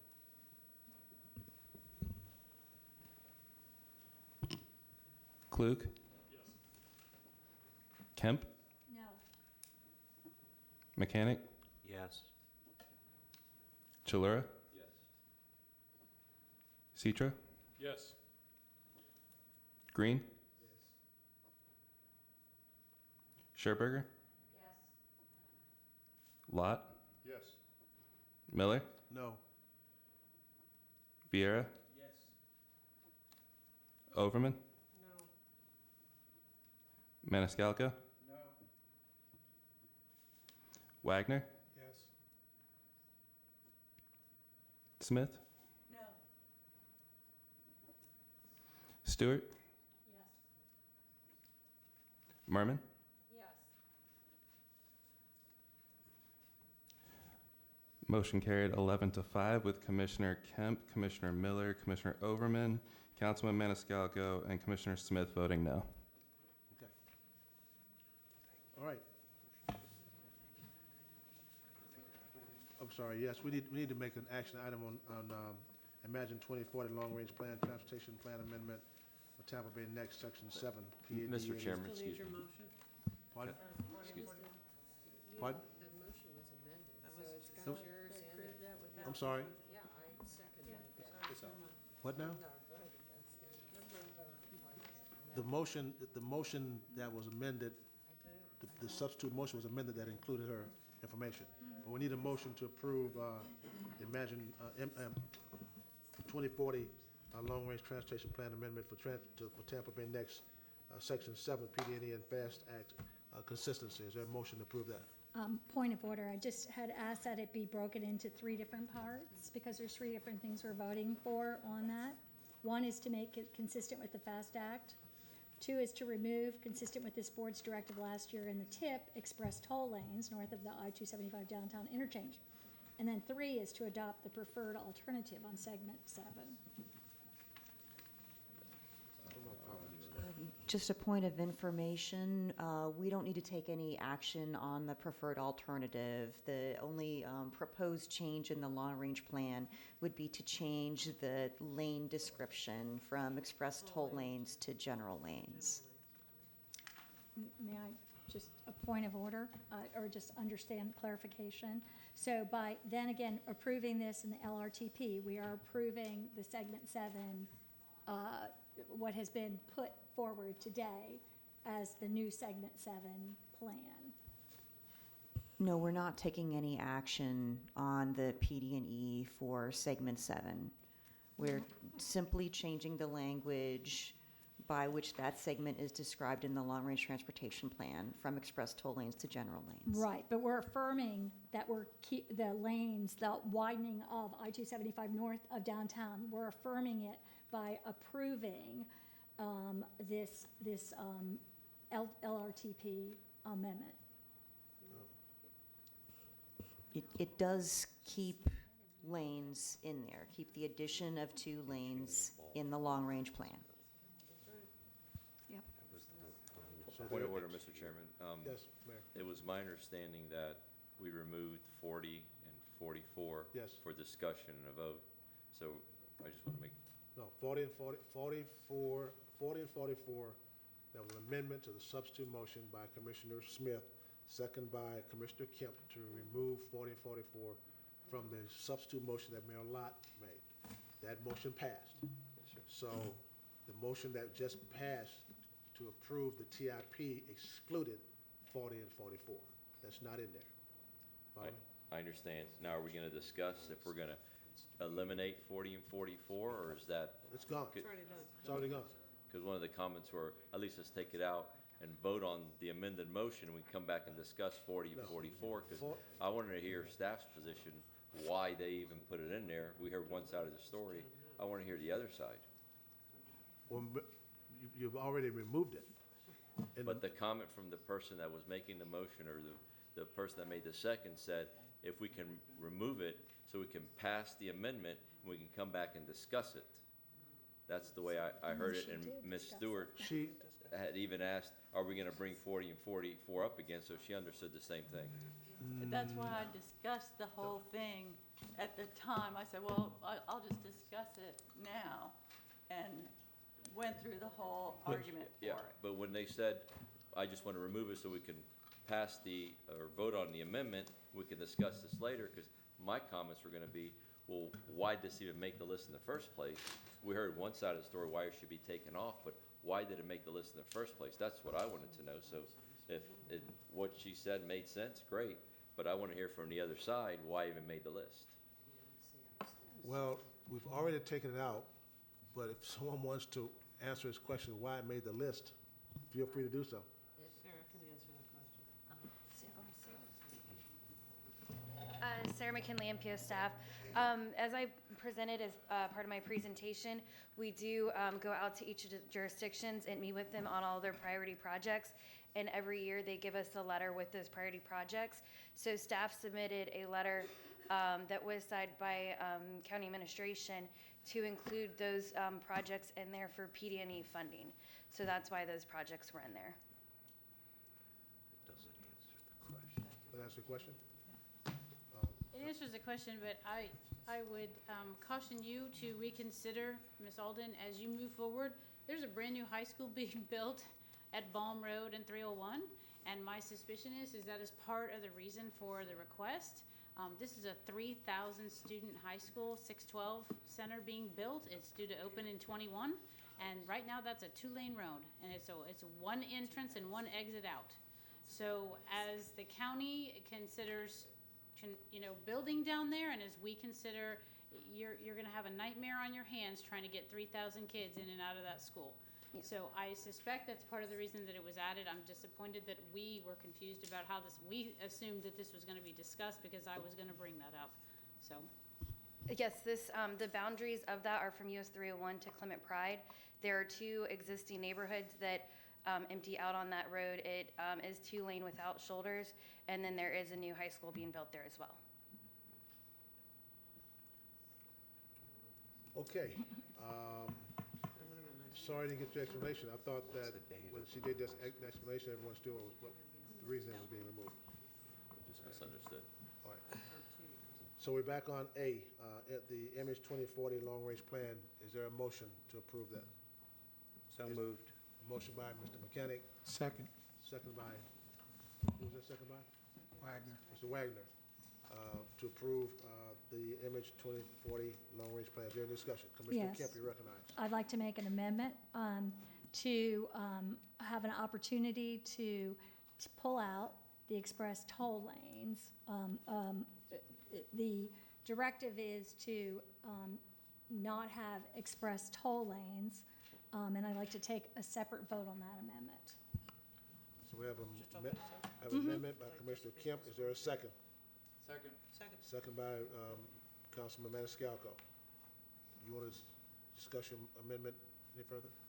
No, I think I'm fine. I mean, we had this discussion last year, so was that, always I the just would like to have that, as vote, just on that. Commissioner, No, I want to be called on after this is. okay. So we have an amendment to the motion by Commissioner Kemp, second by Councilman Maniscalco. Is there any further discussion? I'm sorry, I don't understand what the motion is to do. The amendment or the motion? The amendment, I don't. The amendment is simply to remove what we did last year. Apparently, we have to remove that in the tip now. Last year, we approved removing the express toll lanes from I-275 north of the downtown okay. interchange. I So thought that was already a part of I'm what we pulling that were- out, it is, but I'm pulling it out as a separate vote. It's a single item. It's a single. So we have a motion, we have an amendment to the motion by Commissioner Kemp, second by Councilman Maniscalco. Is there any further discussion? Seeing none. All those in favor, let it be known by saying aye. Aye. Opposers? Motion is adopted. We're now back on the amended motion by Mr. Mechanic, second by Councilman, I'm sorry, who's the second? By Mr. Wagner. Is there any further discussion on the motion, the amended motion? Seeing none. Roll call vote. Klug? Kemp? No. Mechanic? Yes. Chalura? Citro? No. Green? Scherberger? Lot? Yes. Miller? No. Vieira? Yes. Overman? No. Maniscalco? No. Wagner? Yes. Smith? No. Stewart? Yes. Merman? Yes.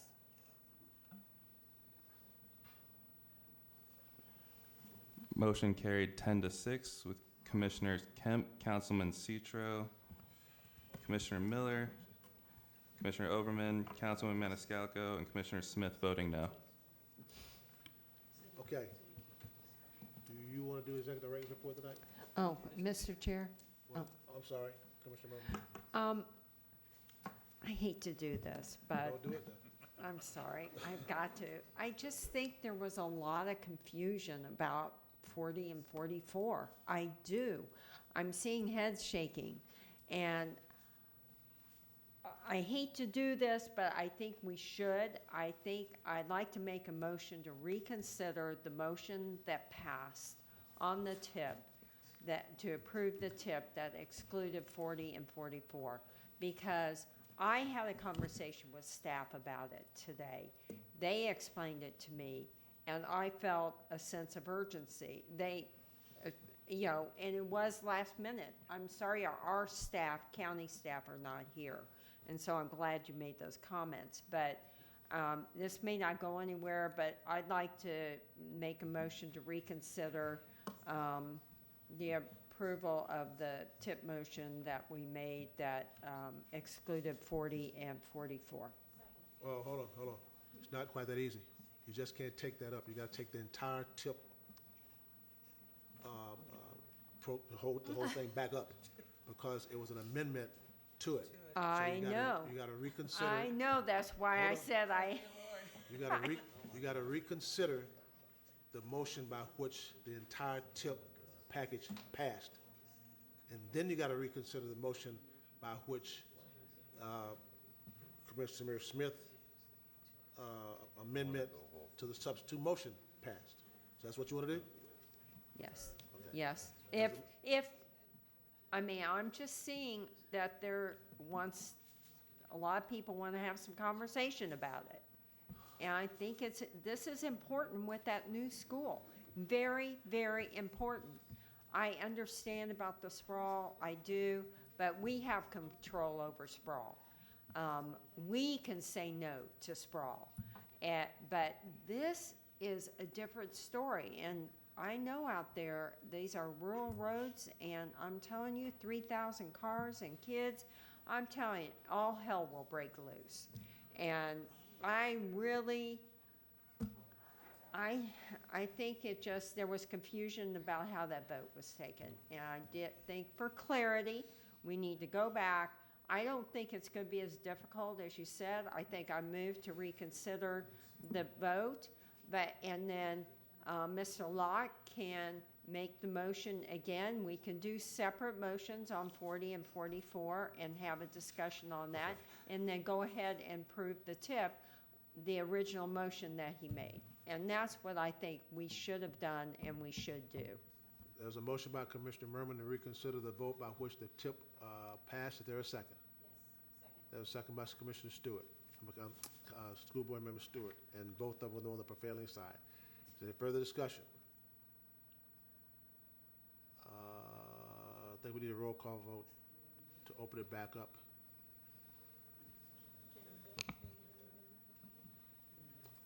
Mr. Chair, if I could add, I'm curious if this will work this way. Instead of a motion for reconsideration, if you're going to do a roll call vote, I'm inclined to, I agreed that when I heard the original motion, it was to actually take 40 and 44 out. Right.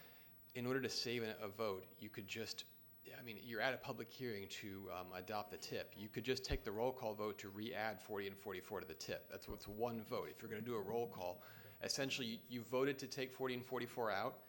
A motion reconsideration, you could just do a voice vote and then take a roll call just to add. Basically, all you're doing is adding those segments back to the list of project priorities, 40 and 44. It saves you potentially a second roll call vote. Well, you got to open it back up first and foremost. Yes. Yes. And then you're saying, instead of going back through, just make a motion to add it back in there and then take a roll call. Right, so you have a motion for reconsideration, that's a voice vote. And then if you have a motion to re-add lines 40 and 44 from the project priority list back into the tip, that would be your one voice vote, or I'm sorry, your one roll call vote. If that cleans it up at all, I know you're... I don't agree with you on that, but I'll take your advice.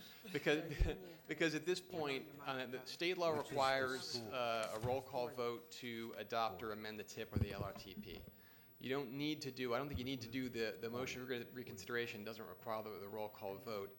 Well, unless the reconsideration, you're capturing them in the same motion. You might be right on the roll call vote, but what happened here was you passed a motion to accept the TIP, okay? But before that, you had an amendment to the substitute motion to take 44 and 40, whatever it was, out. Okay. So technically, what you have to do is reconsider the motion of the tip passed. Then you got to reconsider the amendment that was made to the motion. Right. Okay. That's what you have to do. Now, we don't have to do a roll call vote. I hear what you're saying, but I don't agree with you. Understood. And once this is completed, I'll have to get up again regarding the LRTP, so proceed and I'll Okay, come back all after right. that. So we're not going to take a roll call vote. There's a motion by Commissioner Merman, second by School Board Members Stewart, to reconsider the vote by which the tip passed. Seeing no further discussion, all those in favor, let me know by saying aye. Aye. Opposed likewise? Motion's adopted. Now we're back on the tip. Is there a motion to reconsider the?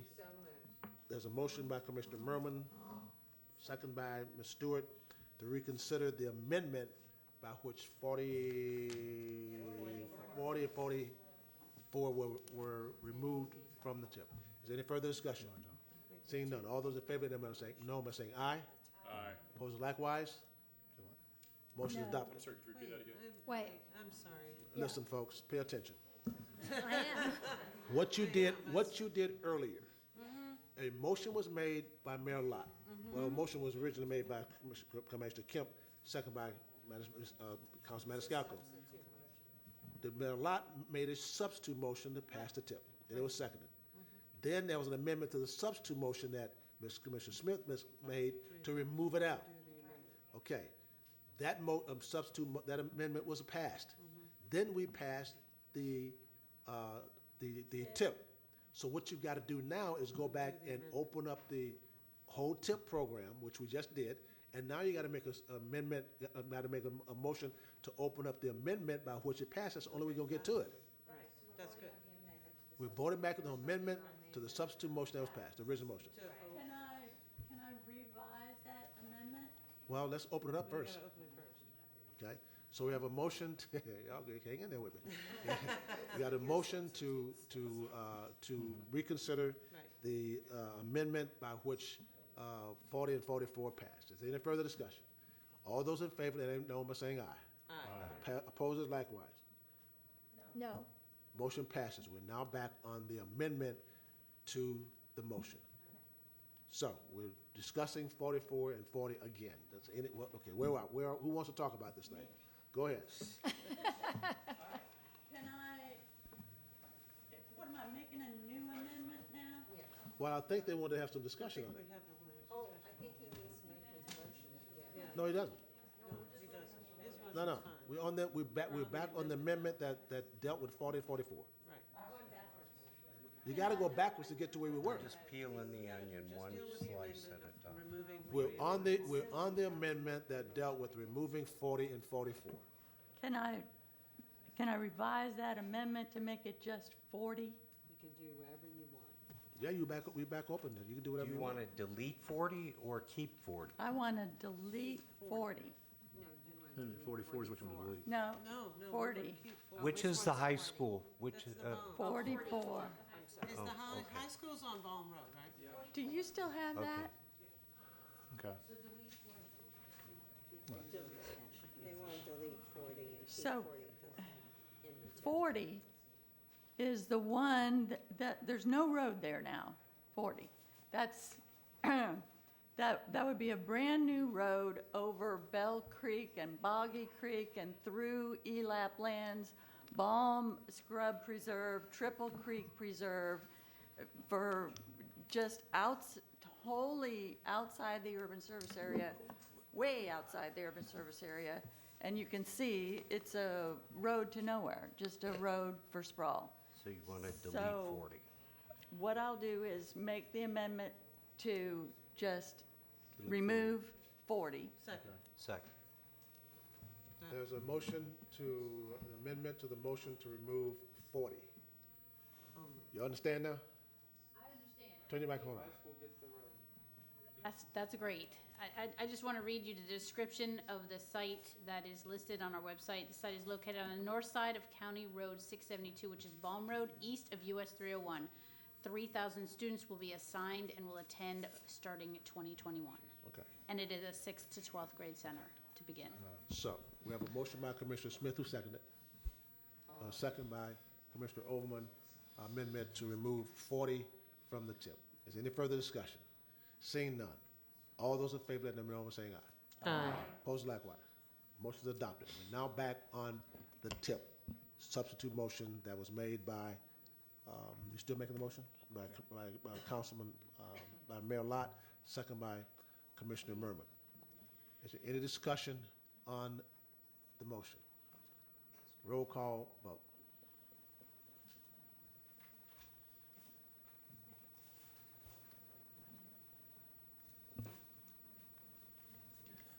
Klug? Kemp? No. Mechanic? Chalura? Citro? Yes. Green? Scherberger? Lot? Miller? No. Vieira? Overman? Maniscalco? No. Wagner? Yes. Smith? Stewart? Yes. Merman? Motion carried 11-5 with Commissioner Kemp, Commissioner Miller, Commissioner Overman, Councilman Maniscalco, and Commissioner Smith voting no. You want to beat me up? No, not at all. Not at all. You're going to beat me up.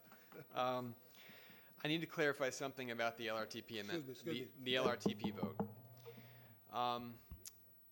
There was a motion, and then I believe Commissioner Kemp had an amended motion that had the effect of deleting the toll lane language from the LRTP, but without adding the general lane language to take its place. I believe that carried unanimously, and then the full vote on the LRTP, which was the roll call vote, carried 10-6. The concern I had was, or the confusion I had was, as far as I know, the only change happening to the LRTP, the only amendment being proposed, is that language. It's taking out the toll lane language and placing in the general lanes language. So there was a unanimous voice vote to take out a piece of, take out part of the text, the express lanes, and but not add general lane language. That carried unanimously, but then the vote carried 10-6 as the adopted alternative. I just wanted to clarify that because there was a little bit of confusion, at least when staff and I discussed it. I want to make sure we're all on the same page. Is everything right? Okay. Thank you so much. I really appreciate it. You're welcome. Do you want to do a report tonight? It's all right here. Hold on, yes, Thank you, Mr. Chair. I just wanted to see, I had spoken briefly about the vegetation, trees, and shrubs along these noise walls. Is it procedurally proper to make a motion tonight to have those requested to be put in this evening? To have a staff report on it? yeah. Okay, if I may, I make a motion for that. There's a motion to direct staff to do something. Vegetation. Can I make a comment about that? Hold up, second by Commissioner Merman. Commissioner Overman, you recognize. Okay, I think it's really important to recognize that those of us that live along, the Heights area know that largely when descriptions of landscaping along 275 or any FDOT-owned road within the city of limits become the city of Tampa's responsibility for the landscaping. So if you're looking to have a discussion about the landscaping, are you looking to get a discussion on changing the MOU between FDOT and the City of Tampa on the responsibility for landscaping, given this project? Because that's what I asked for in my conversations with them. Yes, well, I'm just looking for what FDOT can do in particular. When it comes to the city of Tampa, we can inquire on that issue internally, and I give you my word to follow up on that certainly. But for purposes of tonight, quickly, I'm just looking for what FDOT can do. Okay, that's my whole point. It's implied that they do that landscaping when actually the cost of landscaping and maintenance is left to the city's finances, so. Oh, well, okay, well. Just thought you might want to know that. Okay. Yes. We have a 2 mo- steps, so I would, for step 1. We have a motion by Councilman Vieira, second by Commissioner Merman. Is there further discussion? Seeing none, all those in favor, let me know by saying aye. Aye. Opposed, likewise. Motion is adopted. Thank you. Yes, ma'am. You have my announcements on the agenda. Is there any further business come before us tonight? Mr. Chairman. Yes, Mr. Mayor. I need to weigh in on this because we heard a lot of impassioned pleas this evening about the need to move forward with with a much more balanced transportation plan. I think we would do a disservice to all of the people who came here tonight, all the citizens who voted for the surtax, if we didn't show some good faith effort from this board as to how we are going to actually move forward. I had a discussion with our director earlier. I understand that we don't have a transit project yet because there's no implementing agency, but I do believe that we need to clarify the role of the MPO board in this whole process. And I think a lot of people just don't know what that is. So is there something that we can offer them to assure them that we're actually going to move forward with this? Can we, in fact, can I suggest that we start by maybe holding a workshop between the MPO board, HART board, T-BARTA, to try to get a handle on a strategic direction for this? By all means, you can. Yes, if you want to try to have a workshop between HART and T-BARTA and this board, direct staff to start working on that. They would have to work with those agencies to get some dates and times for us to do that. It would probably have to be an evening meeting like this and invite the public. By all means, you can. If you want to make that motion, help yourself. I would like to make that motion. There's a motion and a second that we have a workshop with this board, HART board, and T-BARTA board to talk about future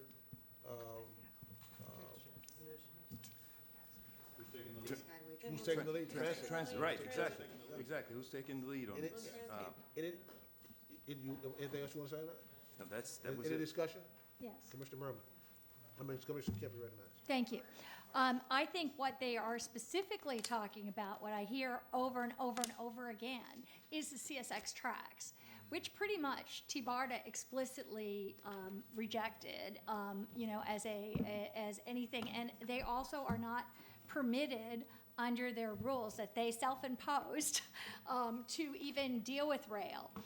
So I would suggest, and we've already made this motion at HART, and we had unanimous endorsement of moving forward on that. So I would suggest that we specifically only, if you want to deal with HART and us, the MPO, to talk about rail and in Hillsborough County.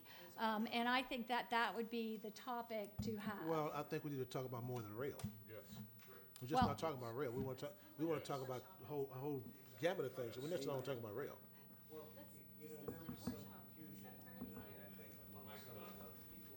Put your mic on. Put your mic on. We didn't vote to spend 1 penny of referendum money tonight because it's not eligible yet. Right. HART will not receive money until January 1st, and 100% of the HART share will go toward transit. None of that money is being diverted, and I think a lot of people were thinking somehow the referendum money was being spent on the interstate. I think it's worth clarifying. Okay, no, that's, I have no. a comment. Commissioner Overman, you recognize. Now, Okay. we got a motion on the floor, but go ahead. I understand. And in line with that motion, I think it's very clear that, we have a short window in transportation planning. We have 30 years. Okay? I know it seems like, eons, but when you consider the 1976 LRTP included transit planning that we have not yet implemented, that's not so long ago. Or not so long a time period to plan. So if I understand what you're trying to accomplish, and you can correct me if I'm wrong, is that what you would like to see is that the MPO members, along with HART, have a productive conversation about how to make sure that our LRTP includes an emphasis on what we've heard our citizens say, which is, let's make sure that transit becomes part of that conversation, not only in conversation, but actually in our plan in terms of priorities. Yes. Is that what you're looking for? Yes. Okay. Can we just clarify what he just suggested and get that done? Thank you. Hold on. His motion also included T-BARTA. Oh, right. And MPO too. All right, is there any further discussion on the motion? All those in favor of the motion, let it be known by saying aye. Aye. Opposed likewise. Motion is adopted. Is there any further business to come before us this morning? Move to We are out of here. Before you say anything else, Move to get out of here.